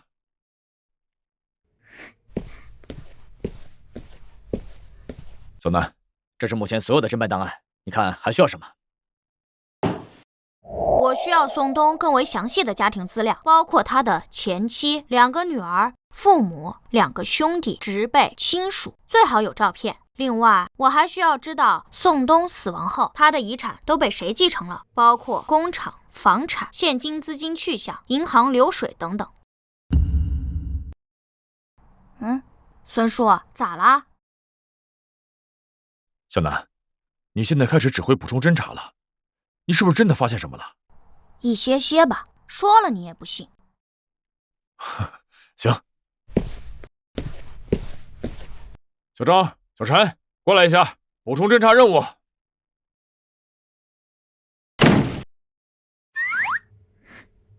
小南，你发现了什么？先告诉你姐呗。我乱猜的，不一定对，需要验证。你什么都不知道，就敢指挥这个指挥那个的，这里可是警署，是不你孙叔给你点好脸，你都不知道自己是谁了。哎呀，不要说的那么难听嘛。放心，我绝对不会让孙叔挨处分的。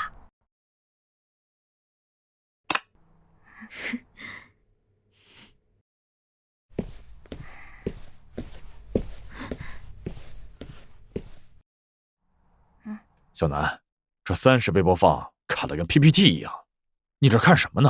看人呢。人？这个食品厂可是有200来个员工，每天人来人往的，光厂区监控就有12个，你这30倍快进，能看出什么呀？首先，这12个都是广角监控，覆盖范围极大。按照正常人的步行速度，出现在监控里后，半分钟内走不出去，所以我不会错过每一个出现在监控里的任何人。其次，我是神童嘛，我都记得住。哼，哈哈。可是这个案子，我们派了3个人，将案发前7天的所有监控完完整整的看了一遍，并没有发现嫌犯的任何线索。我找到了。啊，你找到什么了？这案发前2天，午休时间到处都是人。小南，你看出什么了？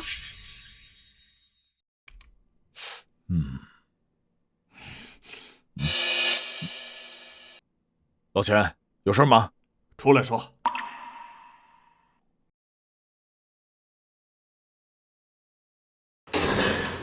孙猛，你怎么回事？怎么又让他来队里，还指挥上了啊？老钱，你什么意思？我什么意思？你这是在胡闹！你喊什么？这事我跟老赵说过了。哎，你少拿队长来压我啊！我告诉你，孙猛，你行啊你竟然敢无视纪律！老钱，我知道713案没让你们2组参与，你气不顺。别说没用的，我在说的是纪律，纪律！你这是胡搞乱搞，你这是在犯错，懂吗？行了，老钱，咱俩是平级，还轮不到你来跟我谈纪律。哎，你，孙猛，行啊，你给我等着！孙队，要不我们还是……没事，你们忙你们的，破案要紧。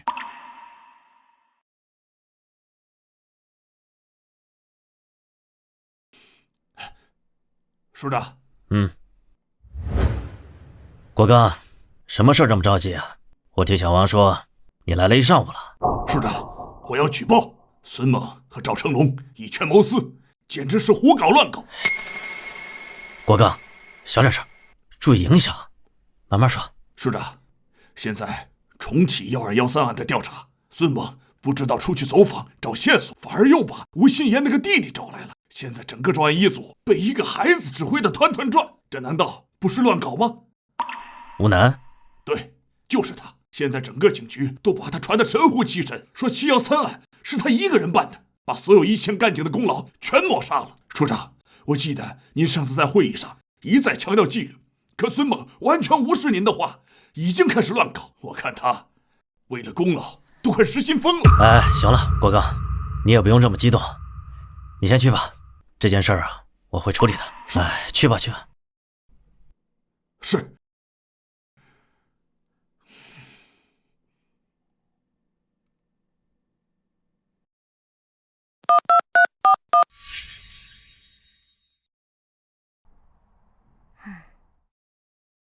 推理到这一步，我几乎可以确认凶手就是他，因为他在作案前做了充足的准备，所以还需要更多的补充侦查，完善证据链，尤其是他伪造不在场证明的证据，必须查清楚。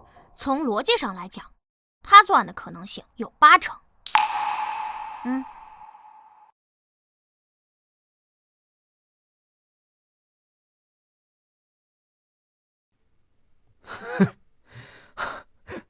真的神了啊！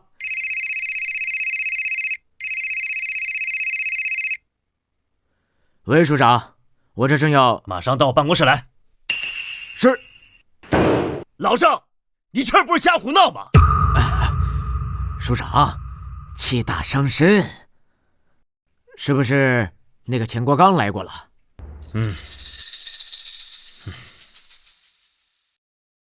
你怎么这么糊涂啊？这老杨眼看着马上就要退了，你该来当这个副署长了。你这个时候，你怎么还这么胡闹啊？就孙猛那个脾气，跟火药桶似的，你怎么也跟着一起？不是，署长，其实什么不是啊？你让一个9岁的孩子来指挥你们，这传出去什么影响啊？这事如果要传到市厅里，你什么责任？我认为我们做刑警的，一切以破案、为被害人讨回公道为目的。至于方法，行，破案，你说的轻松。1213案，当时我们查了多久？派了多少警力？排查了多少人？结果呢？线索全断了。这不是靠简单的推理就能够破的案。我承认，吴楠他确实擅长推理，但他没学过刑侦呐。我劝你啊，不要异想天开。他是个好苗子，但他不是神仙。署长，他只要能破案……哎，停！署长，我实话跟您说了吧，其实1213案，吴楠已经发现了一些非常重要的新线索，基本上可以敲定犯罪嫌疑人了。只不过还要做一些补充的侦查，因为推理的因素比较多，实质性的证据还有所缺乏。你有多少把握？吴楠认为有9成，我认为5成。署长，其实我想，关于这个案子，它有一定的特殊。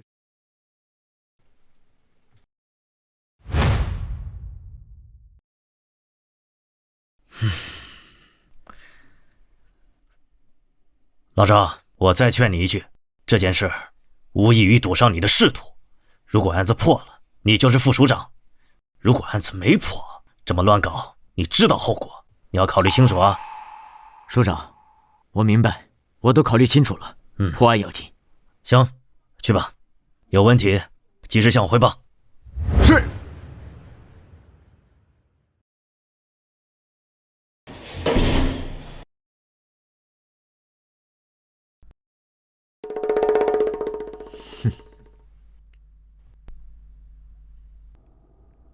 听说了吗？那个1213案没有新线索，还要限期破案，拿什么破呀？我需要嫌疑人案发后到现在的资产变化，我还需要他的通讯记录、各大软件聊天记录，以及嫌疑人更加详细的背景资料、人际关系，主要是他弟弟的资料，全部都要。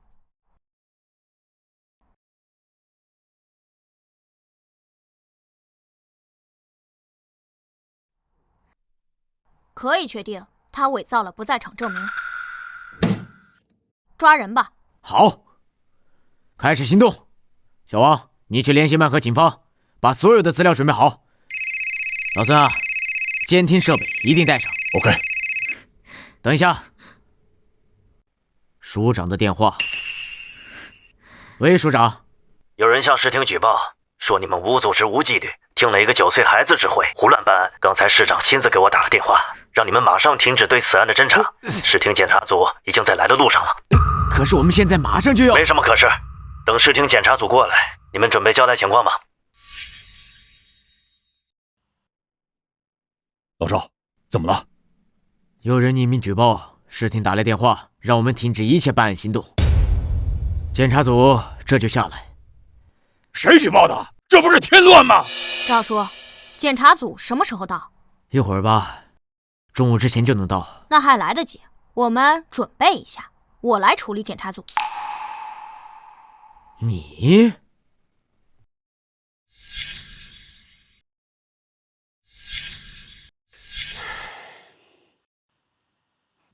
老楚啊，你说说你是怎么搞的呀？啊，咱们市今年工作的重点就在刑侦方面，你到底……何市长，其实这件事，也不是。来，咱们进去说吧。你看看这干什么呢？简直是无组织无纪律！赵成龙呢？你马上去把他给我叫过来。是，我马上把他叫过来向您汇报。您先，请。起立！起立！市长好。好，大家好啊，都请坐啊。这是怎么回事啊？你们等一下。来，您这是搞什么呀？啊，给我下马威啊！不是啊，何市长，我实话实说了，这个案件有新进展。那个小孩他破了713案，是有能力的。其实不是赵成龙糊涂啊，而且他9岁，他闹啊，我也拿他没有办法。而且案子如果破了，是吧？胡闹，简直就是胡闹！何市长，警员们都等着呢。您看，您来都来了，要不您先……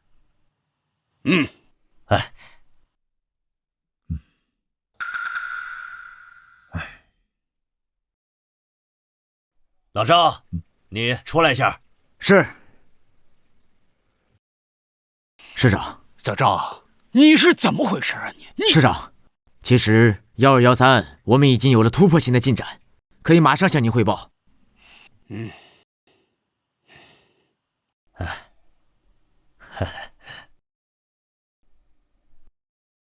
都坐吧。立军令状了。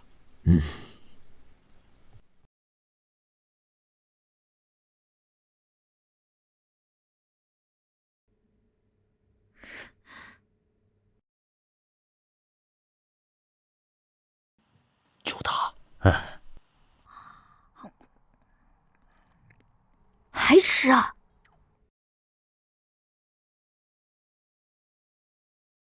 各位叔叔阿姨、哥哥姐姐，还有伯伯，你们好，我叫吴楠。下面就由我来分析，针对1213凶杀案的分析推理过程以及结果，开始吧。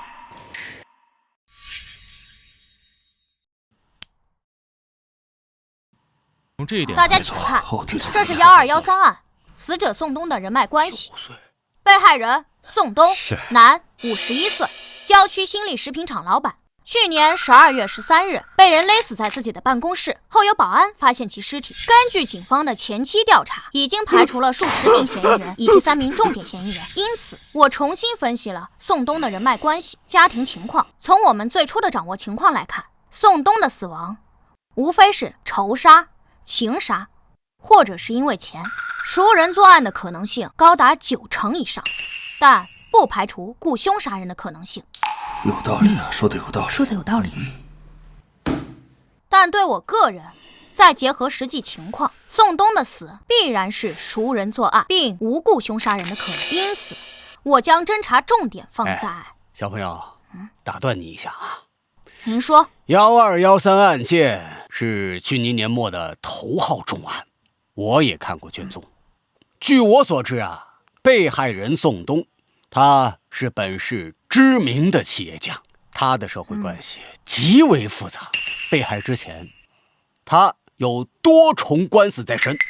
那我要问你了，你是基于什么样的理由或者是线索，直接将雇凶杀人的可能性给排除了呢？凶手作案的方式很复杂。复杂吗？很复杂。请你详细说说。我之后会说到，请您不要打断我的汇报流程。吴楠，这位是何市长，注意你的态度。坐下。你继续说。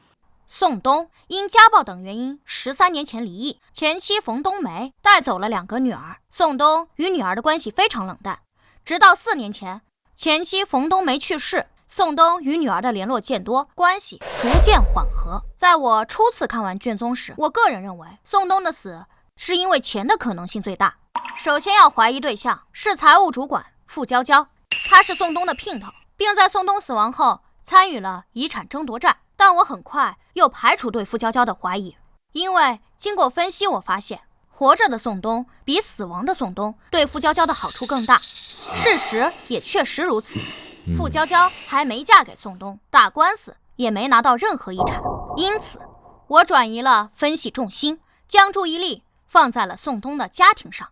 他有2个关系不怎么好的女儿，看图，大女儿宋茜，女27岁，4年前结婚，丈夫苟洪涛。在宋东死亡前，2人定居于曼河市，开设了一家很有规模的连锁快餐店，育有1女，已经1岁。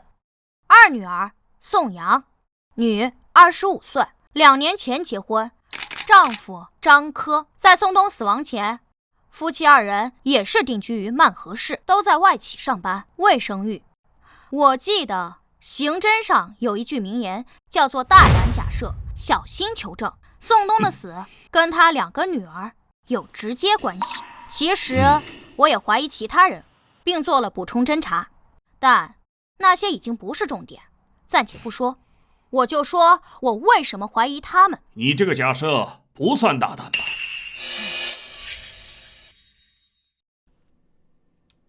宋东死亡后，他的遗产被2个女儿继承，他们成为了宋东死亡的直接受益人，所以在案发后的第一时间都被我们列为了重点怀疑对象。当然也包括他们2个人的丈夫。我当时也在专案组，我亲自带队去曼河进行了调查，他们确实都有充分的不在场证据，所以很快嫌疑就被排除了。你能别打断我吗？那我继续说。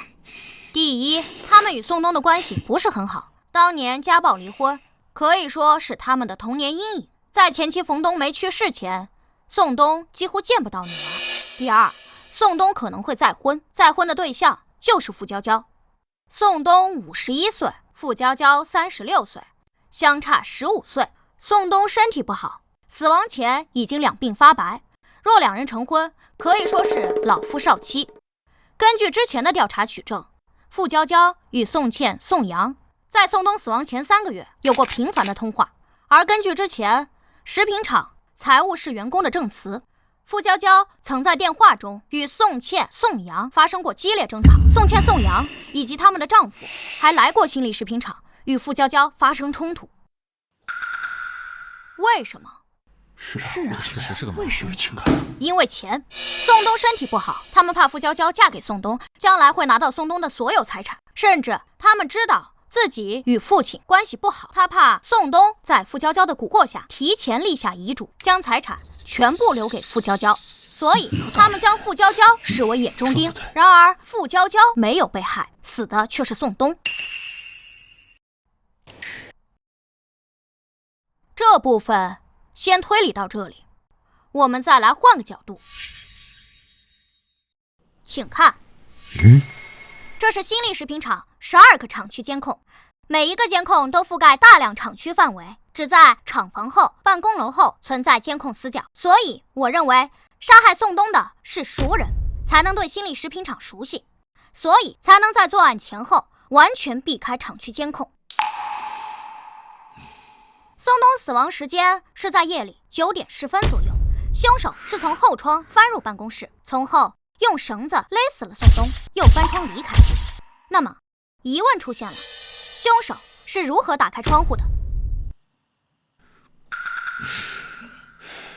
这很重要。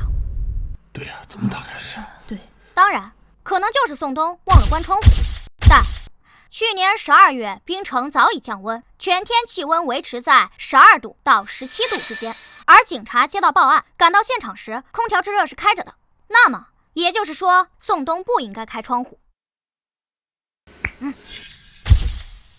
另外，宋冬办公室的窗户是平开式，并非横拉式，此类窗户还有气密胶条，在关闭时如果不反锁锁好，窗户会弹开缝隙，很难关严。而在正常人使用的情况下来说，关窗户时一定会随手锁上。以上我有充足的理由判断，被害人宋冬在死亡前理应是在屋内吹着空调，而窗户属于内部上锁状态。而根据现场勘查，窗户已经打开状态，且并未破坏，这就很奇怪了。凶手既然是翻窗进，作案后又翻窗离开，那么凶手一开始是如何在外面打开窗户的？是啊，这个问题。是啊，咋进来的？凶手是怎么这真的很重要。刚刚这位伯伯问我为什么直接排除雇凶杀人案，凶手作案看似简单，实际上却做了许多准备。凶手需要潜入一个满是24小时的监控工厂，打开那一扇根本不可能打开的窗户，在作案后全身而退。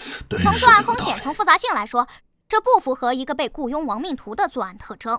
如果真有一个这样被雇佣的傻子，站在便于谋杀的角度，我认为凶手一定会在工厂外蹲守，寻找夜黑风高制造车祸的时机。宋冬经常深夜独自开车回家，新力食品厂属于郊区，回城的路上需要经过一段没有任何监控的郊区土路，那才是最佳的动手地点。只要有一点小刮蹭，将宋冬骗下车，亦或者蹲守在宋冬小区的门口，等待最佳的时机。这些方法比本案作案的方式简单也安全得多。等等，小朋友，刚才你说的是有些道理，可是你要考虑的是，雇凶杀人，雇佣的如果不是外人，如果是食品厂的员工呢？我考虑过，新力食品厂直至案发时，在职员工共276人，男员工有107人，女员工169人，所有员工皆无案底。你觉得谋杀是一件很简单的事吗？拿一笔钱，普通人就敢杀人？可是有些人……我知道，有些员工本就与被害人存在严重的矛盾，而根据现场调查，和离职员工在内，一共有7人跟宋冬存在严重矛盾。他们的名字分别是霍俊生、冯娟、苏广利、王二虎、魏坤、韩浩、李泰。而在案发前，霍俊生和冯娟夫妇早已去外省打工，被排除嫌疑。王二虎因工伤赔偿纠纷已经闹了小半年，但他右手残疾，无作案能力。苏广义、魏坤、韩浩皆有不在场证据，李泰拿不出不在场证据，也曾被列为重点嫌疑人。最后根据一段城区交通监控确认李泰当夜行踪，也被排除嫌疑。还有问题吗？没问题，那我们继续。还是刚刚那个问题，凶手是如何在外面打开窗户的？我认为凶手应该提前进了办公室，提前将窗户打开，并将窗户掩好，伪造了窗户锁好的假象。宋东没发现这一点，之后凶手才能顺利进去。因此，我查看了宋东死亡前几天工厂的全部监控。原来问题出在这儿啊！这样听起来也挺合理的。工厂一共有12个厂区监控，6个厂房监控，4个办公楼监控。这是案发前2天，去年12月11日中午11点24分，办公楼东走廊的监控画面。这个人进入了宋东的办公室，不知做了什么，又从办公室离开。而这一天，根据监控显示，宋东上午根本就没在办公室，他是在下午3点多才到的。所以，这个人是趁宋东不在的时候，独自进入了宋东的办公室。他在干什么？我也不清楚。拿资料、整理文件、打扫卫生，不，都不是。以上那些情况我都已经筛掉了。在宋东不在的情况下进入其办公室，往往都是需要一个极为正当的理由。而这个人，我不觉得他有什么正当的理由，他就不是新力食品厂的员工。视频截图可能看不清楚，但经过特征对比，几乎可以确定，这个人就是宋东的大女婿苟洪涛。还真是啊！案发前2日中午，趁宋东不在的时候，苟洪涛进入其办公室，停留7分钟才离开。他去做了什么，我也不得而知。但我认为，他把办公室的后窗打开，利用东西将窗户掩好，为谋害宋东做了准备。确实是一种非常大胆的设想。很异想天开，对吧？我为什么要这么说？但是，小朋友，不好意思啊，我再打断你一下。您说，你的关于窗户的推理呀，有道理，不过呀，也只是推测而已，并没有任何的实证啊！尤其是对苟洪涛曾经进入办公室的这段分析啊，我觉得完全是主观臆断。根据我上次看过的报告啊，宋东和大女儿一家在最近的1年内来往极其频繁，而且其女婿苟洪涛也曾经多次去厂里头找过他的岳父宋东。你所发现的这一次啊，其实并非是第一次啊。那你看啊，我可不可以这样来推测啊？苟洪涛在案发前2日去找宋东，进到厂里之后，发现宋东没有在办公室，他就在办公室坐到沙发上等了一会儿，等过之后他才离开。这样也有道理，对吧？而你呢，直接认为他这么做是为谋杀在做准备，这样是不是过于草率啊？但是我刚刚说了，但是什么呀？确实，仅凭这段监控不足以证明什么。但是，12月11日中午11点24分，苟洪涛走出办公室。11点36分，苟洪涛进入公共食堂。11点51分，苟洪涛走出食堂，点了一支烟向北走。11点52分，苟洪涛从1号厂房北侧的监控下经过。11点56分、12点03分、12点09分、12点15分、12点36分、12点44分、12点48分，苟洪涛分别从1号厂房南、工厂南墙、西侧甬道转角，2号厂房工厂南墙、工厂西墙、2号厂房东厂东墙、办公楼向东北角的监控下经过。工厂一共有12个厂区监控，在短短的1个小时内，全部拍到了苟洪涛的身影。这说明什么？他在干什么？说明他今天进入办公室后不知道做了什么，先去食堂吃了饭，而后趁着中午人多，厂区各处都是人的时候，混在人群里，以最不起眼的方式抽着烟，假装打着电话，走走停停，围着工厂转了完整一圈，仔细观察工厂地形。更重要的是观察了监控。苟洪涛认为，只要趁着中午人多，三两抽烟闲聊，他混在人群中，就算被监控拍了下来，每个监控画面里的人都不一样，也没人会发现他。正常情况下确实如此。前期调查中没人发现这个，但我发现了，并将信息串联到了一起。而我所截取的这些，都是苟洪涛不仅从监控下经过，还在观察监控。这不是正常人该有的举动。就算有人注意到1次2次也就算了，没有人会全都看一遍。而苟洪涛全都看了。最后12点53分，苟洪涛进入门卫监控室，停留了6分钟离开。他更加直接的去了监控室，只是装出一副路过进去闲聊的样子。我认为他是进去观察了监控的真实拍摄范围，所以他心里在想什么，他的计划是什么。推到这一步，我几乎可以确定苟洪涛与宋冬的死脱不了关系，因为他是唯一一个宋冬死亡前几日内唯一一个观察过工厂地形以及监控拍摄区域的人，唯一一个。实际上，早在我来警署的第1天，我最先看的就是监控，而当天苟洪涛就是我心里的头号嫌疑人。之后几天的补充侦查，少数是为了排除偶然性，绝大多数都是为了针对他。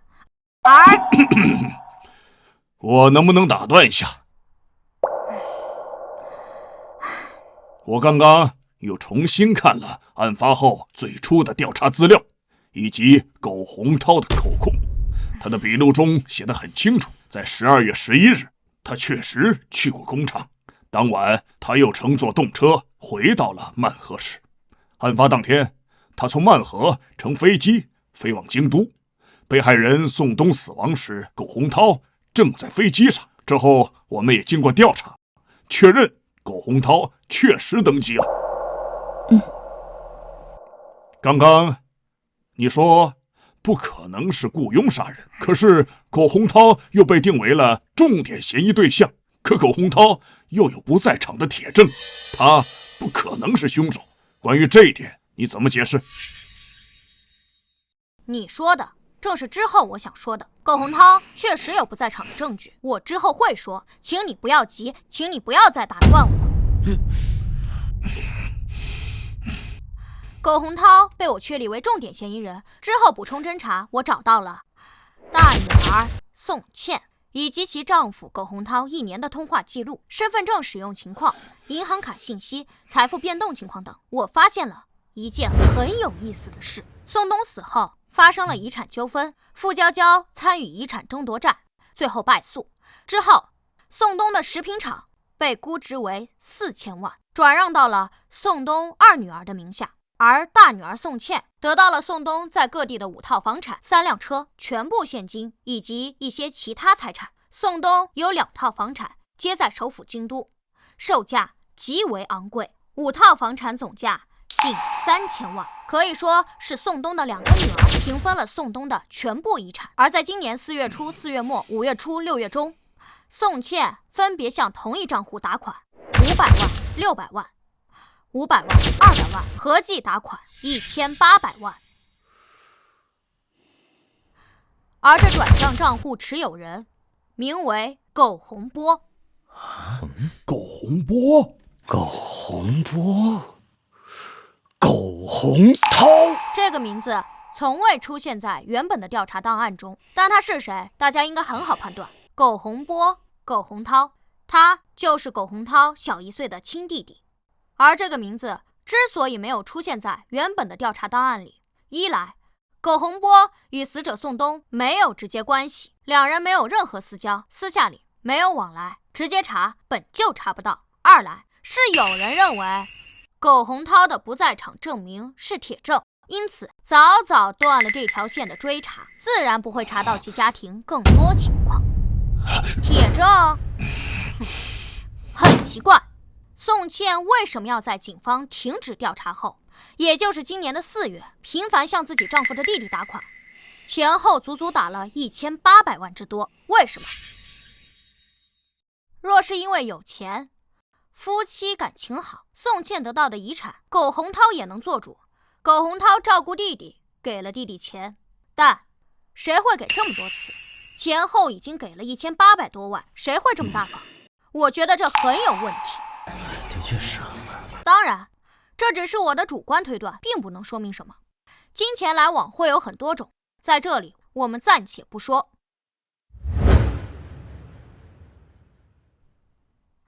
我们再来说苟洪涛，他是我心中的头号嫌疑人。他在案发前的种种举动太反常了，我们就先假设他就是杀害宋东的凶手。那么出现一个核心问题，苟洪涛的作案动机是什么？这上来动机是什么呀？凶杀案最重要的就是杀人动机，这是一切前提的开始。苟洪涛，男，30岁，曼河本地人，是个拆二代。22岁大学毕业后，曾换过多份工作。24时认识了现任妻子宋茜。4年前，26岁的苟洪涛与宋茜结婚，两人共同经营快餐店。去年的4月，宋茜为苟洪涛生下一个女儿。值得一提的是，被害人宋东却没有参加女儿的婚礼，他没有收到邀请。直至前妻冯冬梅去世后，宋东听说主动联络了女儿，双方关系才逐渐缓和。苟洪涛的作案动机是什么？如果是怕付娇娇强夺财产，死的也应该是付娇娇，而不是宋东。而且之前也提到了，宋东身体不好，何必铤而走险，谋杀一个活不了几年的人，就是为了等几年本就能拿到的财产，这是很不合算的。所以苟洪涛的作案动机是什么？这一点明明在早期调查中就应该发现，可是因为某人认为苟洪涛的不在场证明是铁证，所以直接收队，不再追查这一条线，以至于错过了。不过所幸我们在补充侦查时有所发现。汉堡店，真是汉堡跟这有什么关系？你怎么看这个结论？证据链的确很齐全，可是这太牵强。在我来到警署的第2天，孙叔便带人去了曼河进行秘密走访调查，直到昨天下午才回来。他为我找到了答案。6年前，苟洪涛开了一家名为汉乐堡炸鸡快餐的快餐店。同年认识了宋茜，2年后两人结婚，一起经营这个快餐店。3年前，快餐店开展连锁经营，直至2年前，快餐店扩大到5家店经营。但在那之后，汉乐堡炸鸡快餐由盛转衰。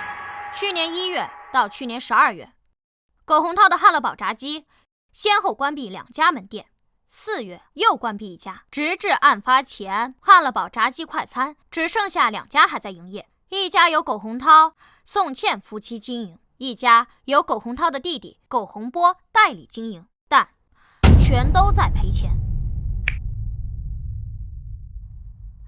去年1月到去年11月，苟洪涛夫妇的财产急剧缩水，2家店的店租、快餐材料成本、水电、人工开支等等，每月高达14万，其中店租就要有7万。苟洪涛与宋茜入不敷出，而两人的负债高峰是在去年的6月，高达57万。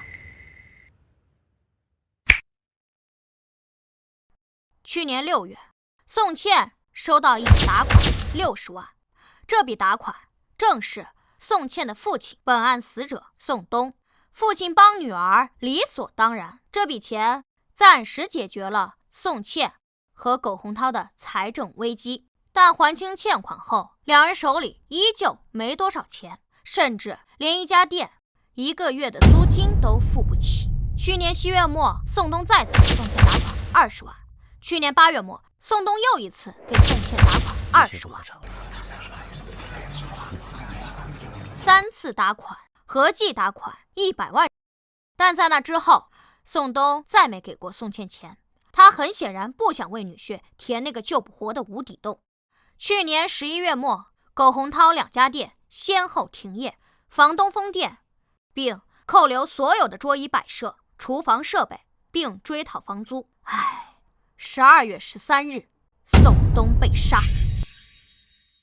我认为，假如杀死宋东的是他的女婿苟洪涛，那么苟洪涛的作案动机就是因为钱。苟洪涛的事业处于崩溃边缘，他需要大量的现金来拯救。去年5月份，女儿的诞生加大了家庭的负担。在曼河市这种大城市，养育一个孩子的成本非常高。还有，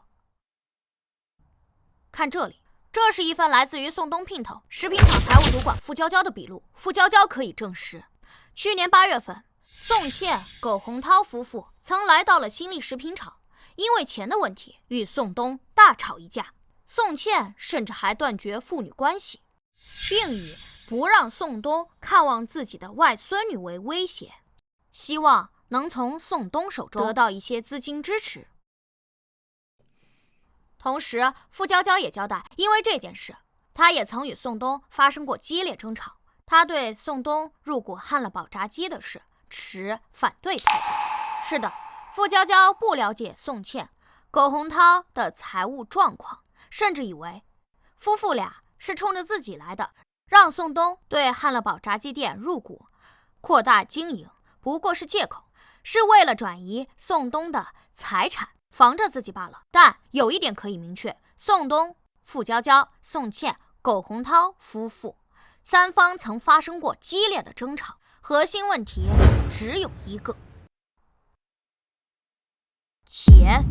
综上所述，宋茜与苟洪涛夫妇有足够的动机来谋害宋东，他们需要马上得到宋东的所有财产来拯救自己的人生，甚至整个计划的制定者不是苟洪涛，而是宋茜。宋茜与宋东本就没什么感情，若说有，也是恨。宋东在他幼年时给他留下了难以抚去的阴影，还因为傅娇娇的存在，很难从宋东手上得到钱。多重因素作用下，才有了这次凶杀案。这是一件惨绝人寰、有违人伦、性质极其恶劣的弑父案。当然，以上皆是基于目前线索的推理结果，但我认为这就是真相。宋茜与苟洪涛本就是幕后元凶，由此产生了一个新的疑问。你一直在回避一个问题。什么问题？明知故问。都说了，苟洪涛具有不在场的铁证，案发时他正在飞机上，他怎么杀人？分神吗？不具备雇凶杀人的可能，也是你说的。让你解释，你倒是解释啊！哎，我说老钱，你什么意思啊？你能不能让小南把话说完？你老打断他，你要干什么？你什么意思？谁家案件进展汇报不让提问了啊？有问题不让提了？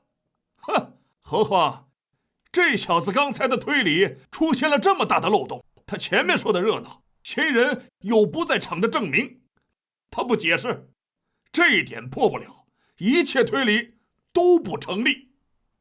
老赵，我说你也是老刑警，就这还护着他？他9岁，你也9岁吗？他说了不解释了，不是说让你等等吗？你着什么急呀？哦，就是因为宋茜夫妇的案子是你说不要继续查了，现在查出问题来了，你不服气是吧？行，这里没有人怪你，不是你业务能力不强，只是怪犯罪嫌疑人太狡猾，行了吧？啊，你有种你再说。行了，老赵、国刚，开会呢，你们俩吵什么呢？都给我坐下。唉，办案压力太大，他们也是为了破案。小朋友，你继续吧。刚才我提出了一个疑问，宋茜与苟洪涛就是凶手，可两人都有充足的不在场证据，那么是谁动手杀了宋东？谁啊？你们不用猜了，由于某人心急，我也就不卖关子了。我所确认的凶手，或者说直接作案人，就是苟洪涛，没有其他人。这样前后就串起来了吧？哎，他不是有不在场证明吗？他怎么杀？其实最开始推理到这里，我也很疑惑，明明线索都指向了苟洪涛，可是苟洪涛在案发时都已经登机了，他不可能作案，那么是谁杀了他？如此反常的问题，会是我推断错了？不，我没错。你认识这个人吗？苟洪涛。错，他是苟洪波。这是苟洪波在户籍系统内的登记照片。其实我最先看到的不是这一张，而是我来警署的第一天，在网络上寻找一些可以用到的线索时发现的这张照片。这张照片来自于宋茜的社交网络，这是她与苟洪涛结婚当天的照片。注意，右侧3个伴郎中，中间那个人，我们可以将人剪裁出来做进一步对比。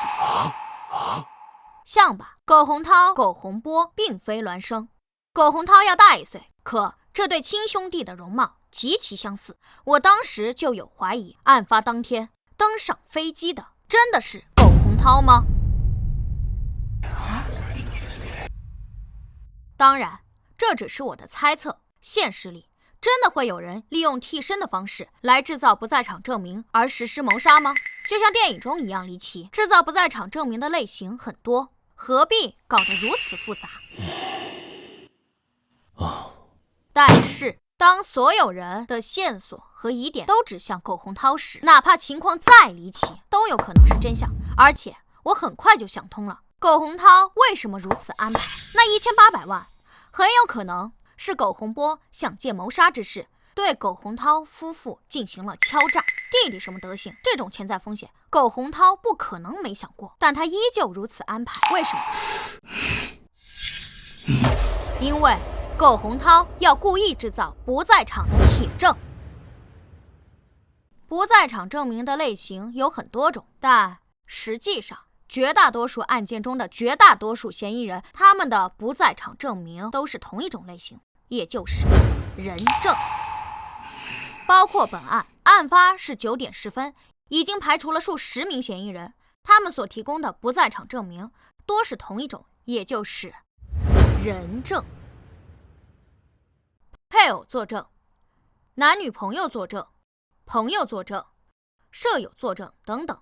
对苟洪涛来讲，他大可以让宋茜给他作证，夫妻俩当时在一起做什么，最简单、直接有效，不会有第三人知道谋杀计划，更安全。还真是啊，只有夫妻之间还是有这样。苟洪涛为什么不这样做呢？因为人是会说谎的。尤其是夫妻关系，做不在场证明在刑侦调查中效力偏弱。而结合本案案情，宋东死后，宋茜、苟洪涛夫妇是受益人之一，拿到了宋东的所有财产。如果只是这种不在场证明，警方绝对不会停止对2人的调查。而只要更深入对夫妻2人调查，就会发现2人糟糕的财产状况，急需一笔钱来拯救。而在那时，宋茜与苟洪涛2人刚好就拿到了财产。我认为苟洪涛一定是想到了这些，而很多问题是难以掩盖的，所以他计划制造不在场证明的铁证，目的就是让警方早早停止对他们夫妻2人的调查。事实确实如苟洪涛预估的那样发生了。专案组曾去曼河对夫妻2人进行调查，调查结果，案发时宋茜在家里照顾女儿，有保姆作证，而苟洪涛则在曼河飞京都的飞机上。专案组拿到了苟洪涛的登机记录与安检影像，至此终止了对夫妻2人的调查。这就是苟洪涛想要的结果。当然，以上种种也是我的大胆推测，还需要小心求证，需要找到2兄弟苟洪涛与苟洪波身份互换的证据。你找到了？我找到了。苟洪涛被我列为头号嫌疑人后，我们对近1年的通话记录、银行账单、身份证使用情况等进行了全面调查。我们还向通讯运营商申请苟洪波案发前后的手机定位信息，就是这份。以目前整个东南所用的通讯技术，还无法对每个用户进行实时精确定位，但早可以做到区域性定位。比如说，当有人来到槟城时，手机信号会被基站捕获，从而收到一条槟城欢迎你的短信。而这份文件足以证明，在去年的12月13日，案发当天以及次日，苟洪涛手机信号出现在槟城，直到案发第2天下午，才又在曼河出现。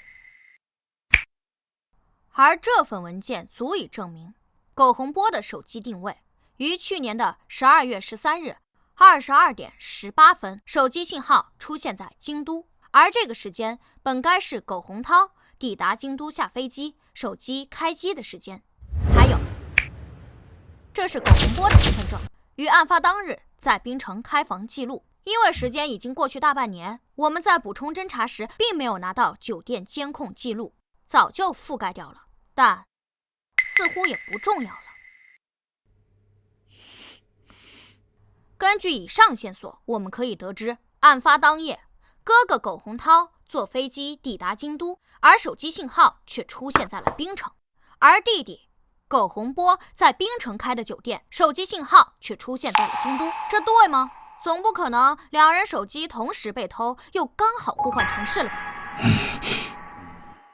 很显然，两人互换了身份证，这是最合理的解释。苟洪波持有苟洪涛的身份证，从曼河登机飞往京都，而苟洪涛持有苟洪波的身份证，在槟城落脚，伺机行凶。最后，这是案发现场唯一一个能够指向凶手的线索，位于被害人办公以后43码的登山靴鞋印。43码是常见，但恰好苟洪涛就是43码。综上所述，苟洪涛有足够的动机，观察过作案地形，不在场证明明显伪造，其体貌特征也符合现场的采集证据，他就是本案的凶手。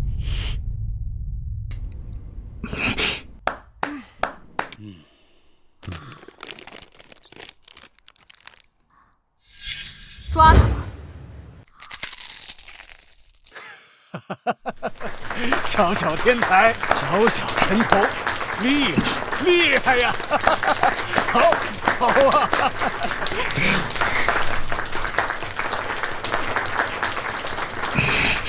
厉害呀！精彩！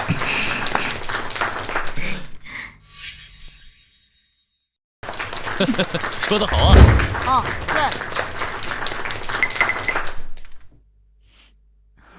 苟洪涛毕业于名牌大学，性格坚毅，事业心强，敢想敢干。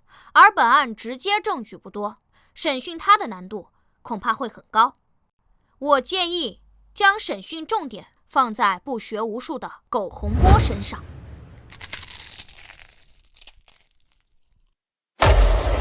你们凭什么抓我呀？我犯了什么罪？凭什么抓我呀？苟洪波，你哥苟洪涛可是都招了，你还想扛到什么时候？招了？招什么？跟我有什么关系？他跟我们说呀，你杀了他的岳父宋东，并且在事后瓜分了1800万，他可交代得清清楚楚，你还想抵赖吗？啥？我杀的？不是你还能是谁？坦白从宽，抗拒从严，否则……不是我呀！人是我哥杀的，是苟洪涛杀的。怎么可能啊？他当时是在飞机上吧？是我在飞机上的，是我呀！哦，我交代，我全都交代。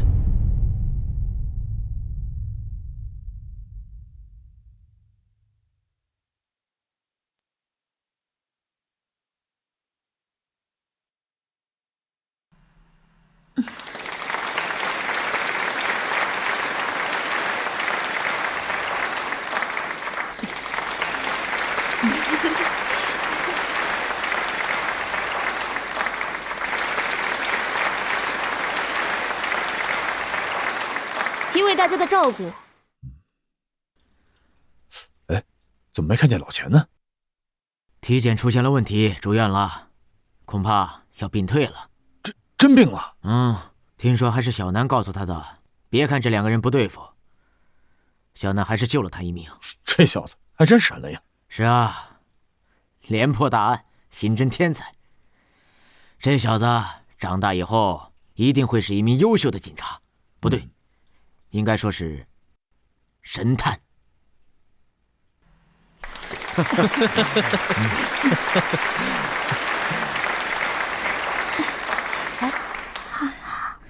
怎么这么聪明呢？我们的小神探，好可爱呀！